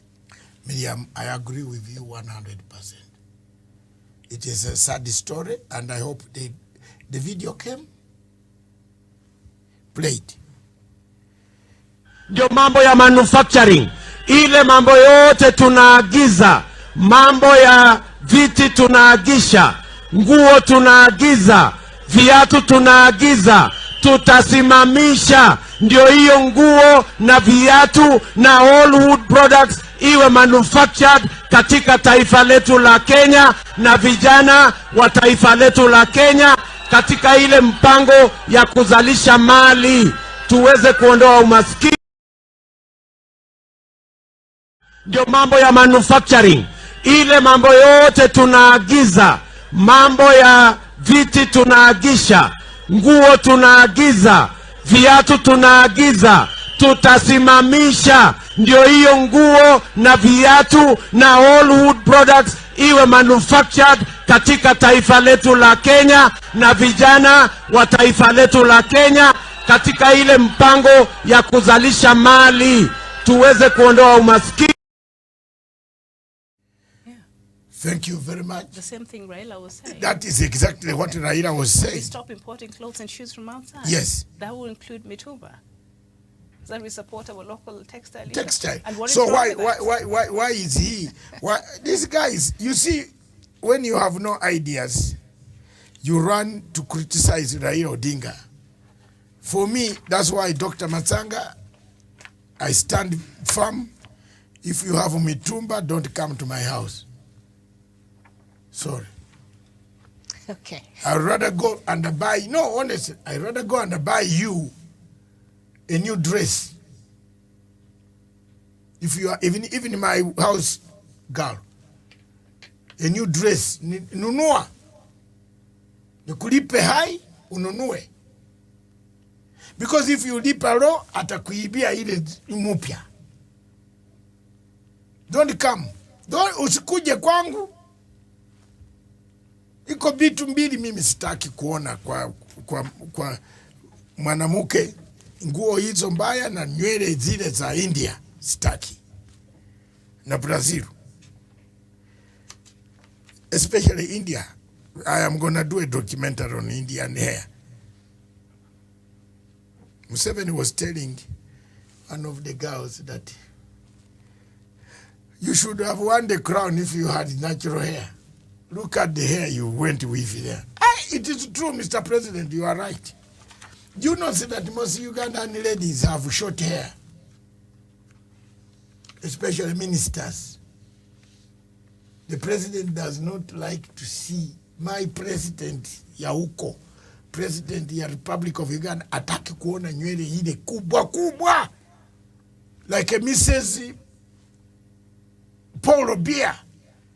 Hakuna nywele kubwa huyo. Say yeah, $1 million for that hair. And when they want to clean it, it is airlifted to France for cleaning. God, why did you set these standards, God? But if fikiria sisi wengine, unakutupatia kidogo, mimi Mungu amenipatia ile, I'm happy. Miriam, I'm very happy with what God has given me. And I thank you. First of all, he has not given me too many things, riches. He has given me moderate life to live. And I don't walk looking behind like a Ruto. You think Ruto walks nicely? I mean, with all those bodyguards, I'm sure No, he does. he sleeps when he's sleeping. I'm sure he does. In room number 350. And now He has to open the window. Wajakoya has 10 guards. Ruto has 10 guards. Yeah, He's sleeping well. Wajakoya now has guards. And let's talk about him. Let's go. Okay, so Roots Party. Thank you very much, Yes. the Roots Party. You started the subject. Roots Party presidential candidate Professor George Wajakoya is set to unveil his 12-point manifesto on July 2nd. Wajakoya's manifesto will feature radical proposals to transform the agricultural sector, including the legalization of marijuana to support its use for medical purposes. He will also outline his plan to upscale snake farming in a bid to create sufficient venom supply for the manufacture of anti-venin. And the Roots Party candidate has argued snake farming has the potential to generate sufficient revenue to help offset the national debt, which stands at 8.4 trillion Kenya shillings, with the debt ceiling raised to 10 trillion Kenya shillings. And these are his thoughts when it comes to the fight against corruption. Yeah. What are the thoughts? I would want to ask, umekuwa ukiangalia pale wakati ambapo ma politicians are found in a mess, kuna vile they go behind doors na alafu wanafanya vituko kule na alafu they walk out scot free. How are you going to deal with such cases once you become the president? No, you could have asked me a question on corruption, and my intentions are very clear. I'm going to do what has worked in other countries. I will ask Kenyans whether they would like restoration of death penalty to those who have stolen from them. And if they say yes, then they will be tried and they will face a firing squad. Not necessarily a firing squad, but they will be hanged, because we shall have those ropes made up of hemp. Hemp makes very strong, from marijuana makes very strong ropes that the armies use them when they're jumping out of a helicopter. So we shall make some ropes and hang these people. Don't you think that would be quite heartless? What do you mean? What is heartless with somebody who has stolen from you, leaving you in poverty? Kutokea na human rights activists To kama human rights, hiyo ni wazungu. Ukienda Saudi Arabia ama Muslim countries, wana chop off one hand, ukitembea hivi kama sign ya mwizi. Mwizi si mwizi. Wengine wanasema kazi ni kazi, lakini kazi ya wizi ni nini? Mwizi huwa ananyongwa, alikuwa kinyongwa zamani, si ndio? Ulikuwa naona wizi ikiendelea. Kenya has reached the stage where some people, especially those who have stolen from Kenyans, if they are found guilty, what sentence do you want to give them? Life imprisonment, so that they keep on eating our food, taxpayers' money? Let them die. If Kenyans decide that these people should be hanged, who am I? And I'm sure 90% of Kenyans will say yes, because they have had enough since colonial days. Stealing and owning chunks of land in this country, stealing and owning everything. What about the majority of Kenyans? Are they going just to languish in poverty? Look at the youth today. Do they have employment? Look at what's going on today. The youths are now being used. Youths are now being used for political purposes. Then after that, they're dumped to do what? That's why I want to grow marijuana for them. Not for smoking, but for export.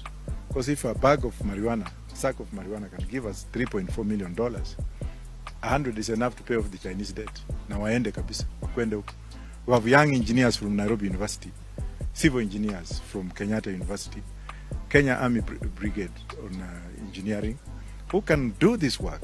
Mchinese anatoka huko anakuja hapa, hajui hata Kiluya, hajui Kisheng, yeye kazi yake konnichiwa, come on. Alafu yeye ndio nyapara wa engineering students from Nairobi University, mahali ya kuchimba mtaro, na kamevaa kofia kameketi pale, hakawezi kuongea Kizungu. Very interesting presidential candidate there. Miriam, you know what?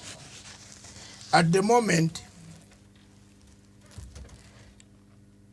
so far Wajakoya, let me tell you, Wajakoya has very many silent voters. Not silent voters. He does have voters who have already said they're going to vote for yes, him. And because you know people smoke this marijuana quietly.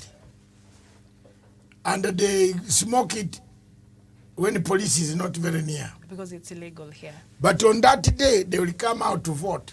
So you won't harass them. They would. You think they vote? They're not hallucinating somewhere after too much of that power. They could, the advantages of this, they could smoke and forget the day for voting. That is the disadvantage. Then also they would come up in big numbers and vote. Because this guy has touched on corruption. Yes. He has now told us what he can do on corruption. Yeah. So there is a likelihood that some people will reason and say, if he can kill some people, like the Prime Minister of Singapore killed people, shot them on firing squad, his own brother he put in jail for life sentence. And I love the way, according to him, marijuana is just a solution for everything. He's saying even those ropes will be made from marijuana itself. Yeah, but you see, Europe always brings us problems. Did you know? It always brings us, it demands something, then we start it on Africa. We are used all the time. You know, at the moment, countries, Malawi, Zimbabwe, they are growing actively. Yeah. We have just discovered now. For medicinal purposes. Yes, yeah. Medicine and export. Excuse me. We have just discovered now, Miriam, that America has been growing marijuana in Afghanistan. Oh. Yes. Big farms. We were the most stupid people. So Wajakoya on this one, if he handles himself properly without anger. He's not an angry person. I've not seen him display that. No, he has a bit of anger. Okay. I know him for a long time, but he's a very good man. In public, I've not seen him. No. He's a very good man. He cannot leave you hungry. And Wajakoya doesn't want you to oppress anyone when he's singing. We used to bounce people who used to behave like that. Mtu anakaa na bibi yake anakunywa pombe, wewe unakuja nasimama hapo unaanza kuzungumza na bibi yake. His heart seems to be at the right place, and perhaps he's speaking to issues that Kenyans would want really addressed. No, he has been like Miriam. He has been like that. Except for the snake part, I think. The snake, no, the snakes in South Korea are kept. But also he explains it well. It's not like for Kenyans to eat. Yes, the snakes in South Korea. I have eaten a snake. We went with your boat to North Korea. Tulikula nyama. You remove the venom? Yes, and I put in the wine. And to wine. Anti-venom, and then you give the other part to Chinese. He said we can give them for them to eat. Yes. Yeah. Look, tulikula nyama. If you are hating Wajakoya, what about the Democratic Republic of Congo, which we have brought into the East African community? It eats dogs. Here in Congo. I know they eat things that us we find strange, but dogs, does eat. Monkeys, they are eaten across here. Why are you harassing Wajakoya? Sorry. Why? Sorry, excuse me. It's okay, Pole. So he's saying this could be just one way of offsetting this national debt that we have. If it is bringing money, the marijuana and the snakes. But now we're going to farm snakes. I think that's the big question. They are farmed. They are farmed. Because where I see snakes... There is a woman in Colombia who is becoming the vice president of Colombia. She was a maid like Wajakoya. She's making headlines. She's 42. She's farming snakes. No, she's becoming... I'm comparing Wajakoya. She was an... I've avoided that snake thing. Me, Okay. I don't want to speak about it, ma'am. Okay. Let me tell you, in 1981, we visited North Korea with Milton Obote, and the people were hammering those things.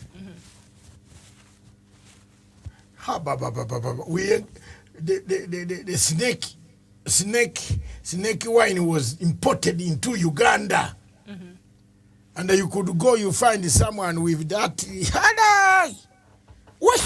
And men, I think they drink the snake's heart or something. I don't know, it helps with what. But even in other cultures in Asia, for them it's let very... me ask you, you have been doing research on this? No, it's something I was watching, a cooking show. You know Ramsay? Men eat what? Ramsay, the British chef, Yes. he was doing another show and he was traveling to these countries and enjoying their cuisine. So it's interesting. You should look it up. It's actually very... So for them, Look it up to get food. You think I will eat that day? Even frogs, like they go... Oh, no. And they barbecue them. Miriam, let's move on to another topic. Can we leave this topic? Oh, my God! It's a delicacy. So it's something that... Delicacy where? Frog? In Asia, people eat No, stuff. in Paris. Yeah. In Paris, frogs are cooked, brought on a plate with the fingers like this. Yeah. And you sit in a Paris hotel, a restaurant, you watch a mzungu hammering this. Oh, yeah! La. Habari yako ndio hiyo. Wacha nikule nyama yangu. But aside from that, I think his stand on corruption... It's very good. But of course, as that... You need a deterrent in this country for corruption to go. I don't know if the life sentence would be... If Life hanging would be the solution. Yeah, because life sentence, the people will Because he's saying, okay, fine. He's saying, no, we just murder these people, just execute these people. But if you give them a life sentence, they'll still go to jail, and we'll still have to feed them while they're in And jail. you feed and they have stolen from and us. you feed and we your still take care you of feed them. their family. Yeah. Because the new act is vulnerable. The 60,000 shillings per family will be those. So Wajakoya is very right. The 60,000 that Baba is suggesting, zitaenda kwa vulnerable family because and then when they're there in committee, we are again they're feeding, stealing from us. Yes. So they're continuing with this criminal activity. firing squad. He must be onto something, but I think we need to interrogate. You know, if you are not careful, Wajakoya anaweza kuleta a runoff. He might just. Wajakoya could create a runoff. I bet the only person Wajakoya can unite hands with is Raila Omolo Odinga. Unless you just bet on his supporters sleeping on that day and forgetting it's voting day, then maybe after a couple of puffs. Yeah, but not Wajakoya, knowing him, cannot be in bed with Ruto because they can kill each other. I'm telling you frankly, he doesn't like. He's very passionate about some issues. Yes. Okay. But he said, even on TV, he said, you eat the money and then go to sleep in Sungoi. Our money. Yeah. Wajakoya and Ruto cannot work together. So Wajakoya, and by the way, people who don't know Wajakoya, all relatives of Mzee Raila Amolo Odinga were in the hands of Wajakoya in London with two people, Mo Mohammed, the one who is always here, Mohammed and Wajakoya. These were lawyers. Immigration lawyer in London, this man here. He has saved so many people. Ask Ruth Odinga. He has 10 law degrees. Yes. We were going in the same train to go. He used to go to, we reach Victoria I go to Oldgate East, Calcutta House. He goes to North London University, where he was. Near Highbury, down there towards Camden. That's where I found him digging graves there. And said, no, now come and work at my nightclub. I will pay you £250 per week. And I paid. I was very happy to see he acknowledged it on TV. He has acknowledged everywhere before, but this time I don't know whether he's going to acknowledge. I don't know, but he knows. Because I can't keep on speaking when I have never employed the guy. I would be a liar. He's a good-hearted guy. And then we could part at Victoria. He goes that side. He started, for me, because I was a single parent, I couldn't go further than what I had. I had to look after my children. For him, he had a wife. The American, that wife, and the children were there. But me, with single parenting, you know, you have to give a break and make some money in order to survive with the family as they were growing until I remarried again. Then I had to go now and look out for jobs and look out for further. Miriam, I told you I've been doing, it's very easy to do. I've been doing online degree with Roehampton University in Southwest London. I'm going to graduate this year. Online.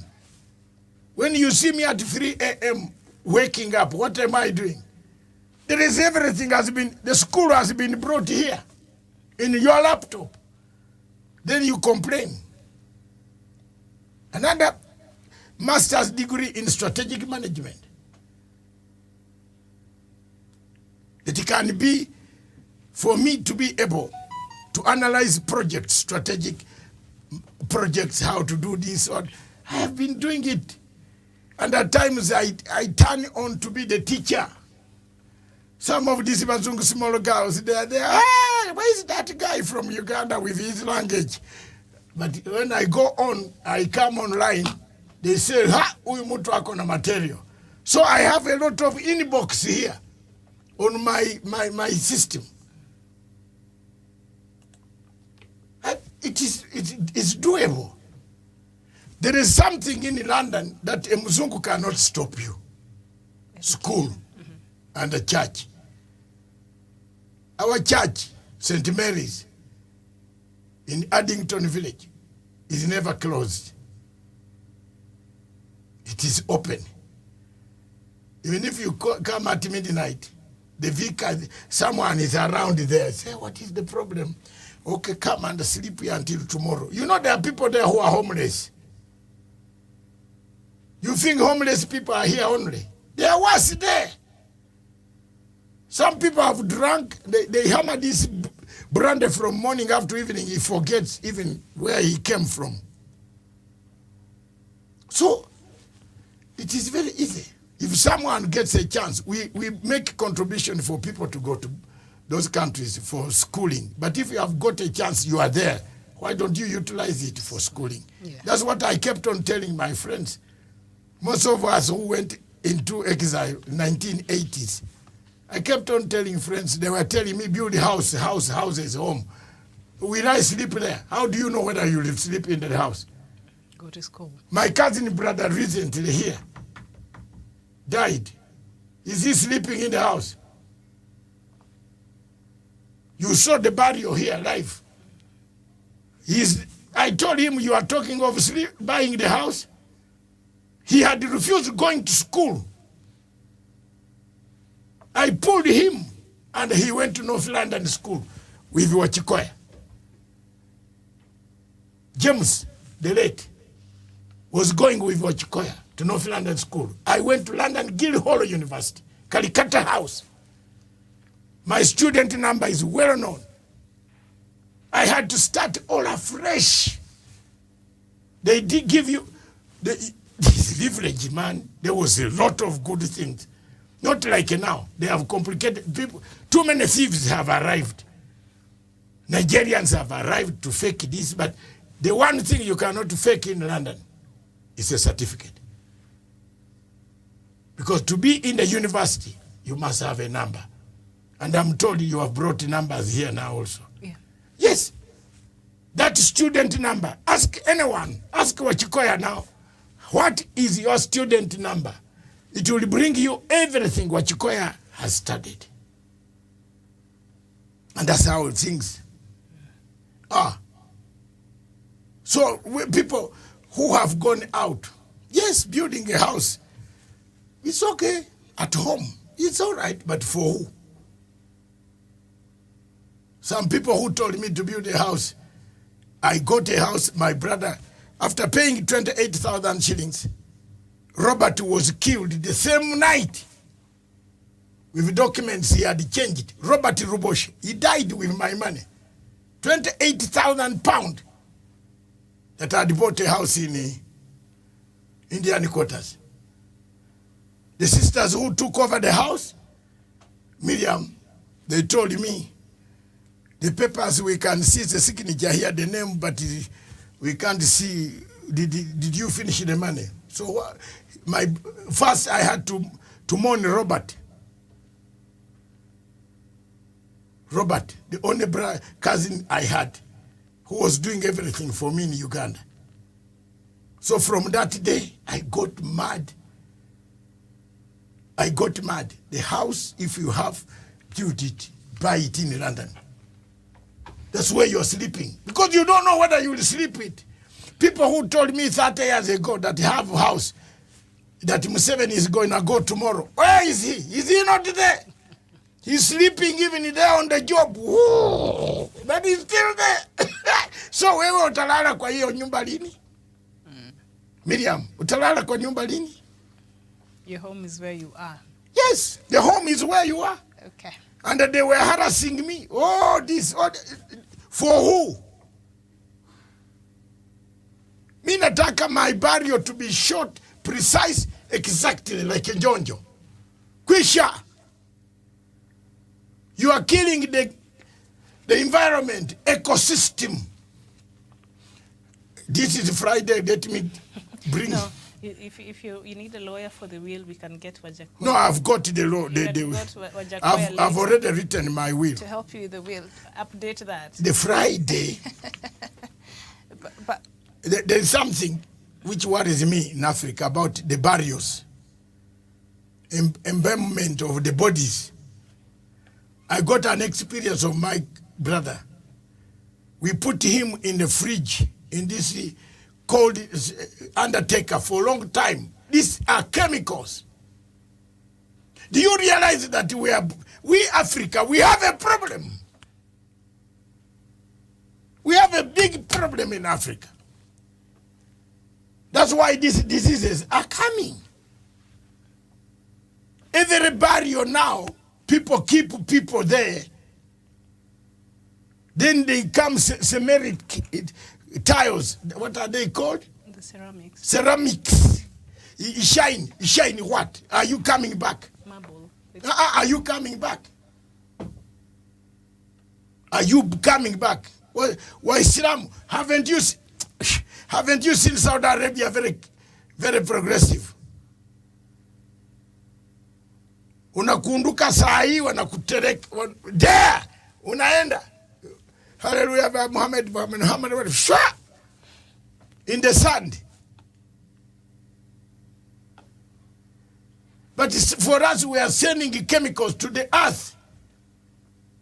We are sending too many chemicals to the earth. Embalmment of bodies. You keep a body for 2 months in the undertaker. Those chemicals are going down here. And the water that you are drinking is down here. Especially Nairobi, where we are drilling every big house, we are drilling the same water. We're not burying them here. That's the best part. taking them to the village or Langata. Which village? You are taking to where? So we take them to the villages and a few of And them. they do what? Where is the soil? We bury them. How do you know? No, do you know what is down here? But you know, I do. Who has studied what is down here? There could be water. The water in Kisumu. The European culture and the people, even the US, I see someone is buried after 3 days or something. Yes. Like that. They don't keep for a long time. No, Yeah. no. So for us, I don't know if it's a cultural. No, you have. thing. We have started being. No, we use funerals for gossip. But sometimes it's understandable. Maybe this person, Understandable what? Dad in the hospital, there's a huge hospital bill that has to be. That one is there. understandable. Yeah, a few cases are But exceptional. why should we keep a person for a long time? If you're able to bury them as soon as Do possible, it. it should be like that. I Do agree with it. you. Yeah. But if you have no bill, do it. Why do you put there, then you start fundraising? And Doc, I used to see in the village, and I think the first time I stayed in the village a bit long, and I was in Form 3, people would die and they'll be not even be taken to the morgue sometimes. They maybe 2-3 days and they're buried. Once They'll the just be police there. gives you a death Yeah. certificate, a report. But now I see everybody's taken to, I don't know if it's a public health requirement. No, it is People not die. a public health requirement. It is a bad law requirement. But culturally, We are people not- using it. No, we are using it to create sympathy, to give politicians platforms to talk. people are not rushed to the mortuary. Yes. Yeah, in the villages a long time. Yeah. But now things have changed. Yeah. We have become too much British and taken the British law out of context. We are now, not contest, out of context. We are now doing something extraordinary.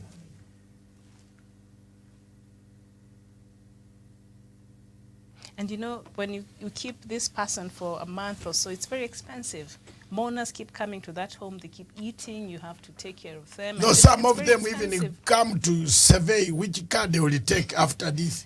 Actually, it's very expensive. The longer it takes for the burial for the burial to take place, that it's very expensive, even and a burden to the family itself. Yes. So, unless it's really necessary. Some come to see, oh, Mama, don't worry, I will be coming back.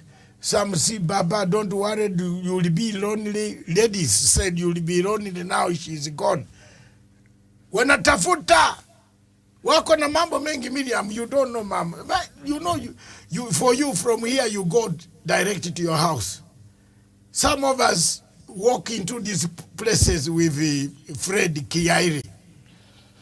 We are having drink here and there. Those days when I used to drink. Fred goes home. No, let me tell you, those days when I used to drink alcohol, I used to go to these places and watch the car. I'm a very investigative mind. Unaangalia, you see, Allah, then you say, is this the life we have? Is this the generation we have? Unakaa kwa hoteli, unaona bibi, an African, Kenyan woman, and she's lying to a Mzungu there. You feel like walking to the table to say, look here, where? They lie to each other there. And the same man, you see, even a Mzungu is asking, where is Masai Mara? Don't worry. It is, you go up this way towards the lady is explaining that you can go through Narok. No, that is okay. The Naroko one was all right. One was explaining that you go up as far as Makindu. I said, excuse me, young lady. Makindu is Tafo. Yeah. Masai Mara is via my mouth. Oh, yeah, I'd forgotten. This is a young lady lying to a tourist, Muzungu. They had already made their deal. You know, deal is done. We are going. But now the Muzungu is saying, tomorrow I'm going to Mara. We going together? Said, yes. Then the Muzungu said, I've hired, 2 Land Rovers and I have other people here. How shall we be going? He said, no, we go towards the Mombasa Road, Makindu. So for me, being a man with a very good heart, first I suspected this girl could be arranging people to steal this Wazungu with their dollars. So I intervened. I said, excuse me, sir, you come from where? He said, I come from London. Oh, which part of London? I also come from Croydon in London. Okay, fine. Oh, me, I'm in North London. Said, Narok is where you should point, not Makindu. Is it my, that side. Now, wewe ulikuwa namwambia mnaenda huko Makindi. Makindi iko Tsafo. Ah, yeah, Tsafo. Tsafo, I was, no. Mara is this way. This is Tsafo Park. Tsafo West, Tsafo East. Zote ziko pande hii. Lakini Mara iko pande hii. So this life, we are lying. We have copied a behavior of liars. We have created a society of liars. Wajakoya is correct. Leave them short. Yes. Okay. China realized that it was creating a very dangerous society on earth. Mm-hmm. China went back for a renaissance, a rebirth. 30 years ago, China had one rice scheme called Kibimba. In my country called Uganda, the part of Africa. We were sharing the tonnage of that rice. And the piggery. Pigs, they grew a lot of pigs. I hope they grew also snakes inside there. Because I didn't go deeper inside. Ma'am, half China, half Uganda. But after the death of Mao Zedong, China said, hello, it seems God has given us extra energy to produce. Every Chinese man must produce only one child. And that child must be clever. You know, the equipment measures the capability. IQ. They put a law. Because China now, the population could have burst to about 5 to 10 billion. If it was not controlled then. Yes, they have. You see, God is always very grateful person. He might refuse you money and give you talent. Overnight. That's why you find swimmers, runners, boxers, people who even win lottery when they are seated in their house. But not that God has forgotten about Matanga. He has also given me something. And one of the things he has given me is life. To be able to talk freely with a lot of information in my head to other people. That's why you asked me a question. Why is it that they take your money only? Because I don't come here with a contract. People who come with a contract have already gone down 60 feet. That is right, the contract here and your pesa itakuwa hii utapata hii utapata hii. Huyo anaona hii pesa mingi karibu, the work is about to be finished, anakugonga kopa. You lose the contract, he takes the money. Am I wrong? It happens. It is happening here, Miriam. So thank you very much. Wajakoya is the solution for our corruption. Okay. His suggestions are not bad. He's suggesting something that maybe Kenyans should think about. Maybe Martha Karua and Raila should start thinking of punitive, very serious measures that will make people fear the money. Why I like Kinoti, the DCI boss, is on Friday he started arresting these guys. Whatever, once there is some money missing, walikuwa wanaenda. Miriam, do you realize that and the viewers across, you realize that people were fearing that money? People were fearing touching government money. People have started even on, you know, all the managing directors used to start their journey on Thursday. And that is a deterrent. But, and then you know what had happened? The ODPP said, you know what? Yes. We don't have enough evidence, so let this person, go.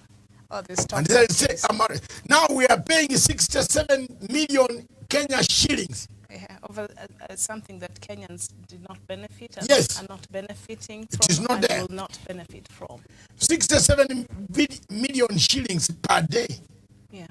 Per day, is it per day? No, per month. It's 67 for 71 billion. We have to pay that money from Italy, and that's where Nani, when Ruto ran out yesterday, is meeting them now. He was in Paris yesterday. He was telling people here, we think we don't know where he was going. Matanga. Huwezi Ruto tanganya watoto. Hapana mimi. Uko Europe. Europe is one telephone call in Paris. My man will give me where you are. We know. He was alitanganya. And you can now trigger the plane. We can find from the planes KLM, Turkish airline, going to Paris, which was carrying Harun Ayadin. We have his passport details. It hasn't changed, isn't it? You can find out where he is. Alienda kuleta pesa. So Moses Kuria lipa pesa ya watu. Zinekuja. You saw Mudavadi was panicking, telling people that please don't vote UDA here. You know, in Ruto's camp, kama pesa zinaenda chini, watu wanaanza kupiga kelele until he brings more. Umeona sasa? That is the politics here. Let's move on. Let's bring one other topic. We have. We bring this Congolese lady who was making a very passionate plea to Africa. To Africa. To help Congo. Yes, indeed. And I think she was just repeating a lot of things that we've said here. Otherwise, you people watching, you are watching Punchline Africa Extended. The week that was what is happening in Africa. Yes. We're about to finish, don't worry. We're about to go for lunch and a weekend. And I need you guys to listen very, very closely. A genocide is happening in Congo, and the media is not covering it at all. Of course, the media would not cover it because who owns the media? The West. And not too long ago, Congo announced that foreigners will no longer have mining rights or even mining companies in Congo. Now, all of a sudden, there are armed groups everywhere in Congo starting a genocide. Let's connect the dots here. We all know that this genocide is happening because Congo doesn't want to give the West their resources anymore. I beg you Africans, I beg you Pan-Africans, please speak about it.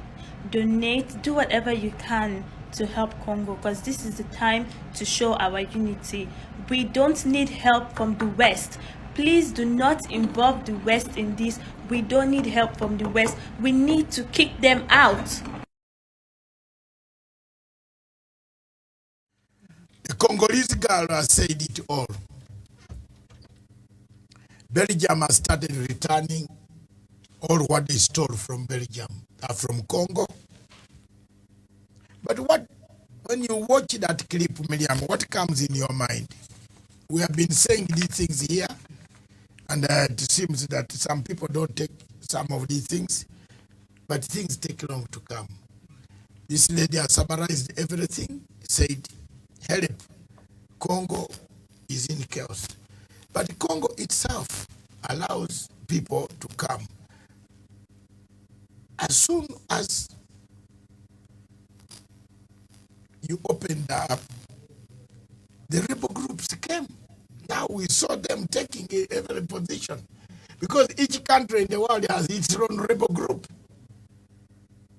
Yes, there are 153 rebel groups in Congo. It seems that every person who has money in the world has a rebel group because If you have something, territory where you are mining your diamond, you don't want somebody else to come. And she's saying, I think, a point that I should underscore, and we've talked about here. She's reminded us that a lot of these rebel activities have been ignited after Congo refused, mining rights to certain foreign countries. Kabila was killed. They paid the bodyguard to kill Kabila. Take it.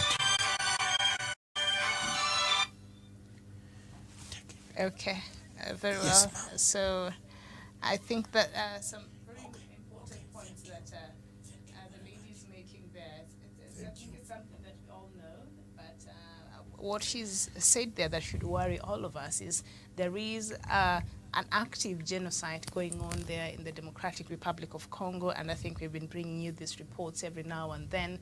People are being uprooted from their homes, and the violence is escalating between the different militant groups that are present, especially in the northern part of Congo.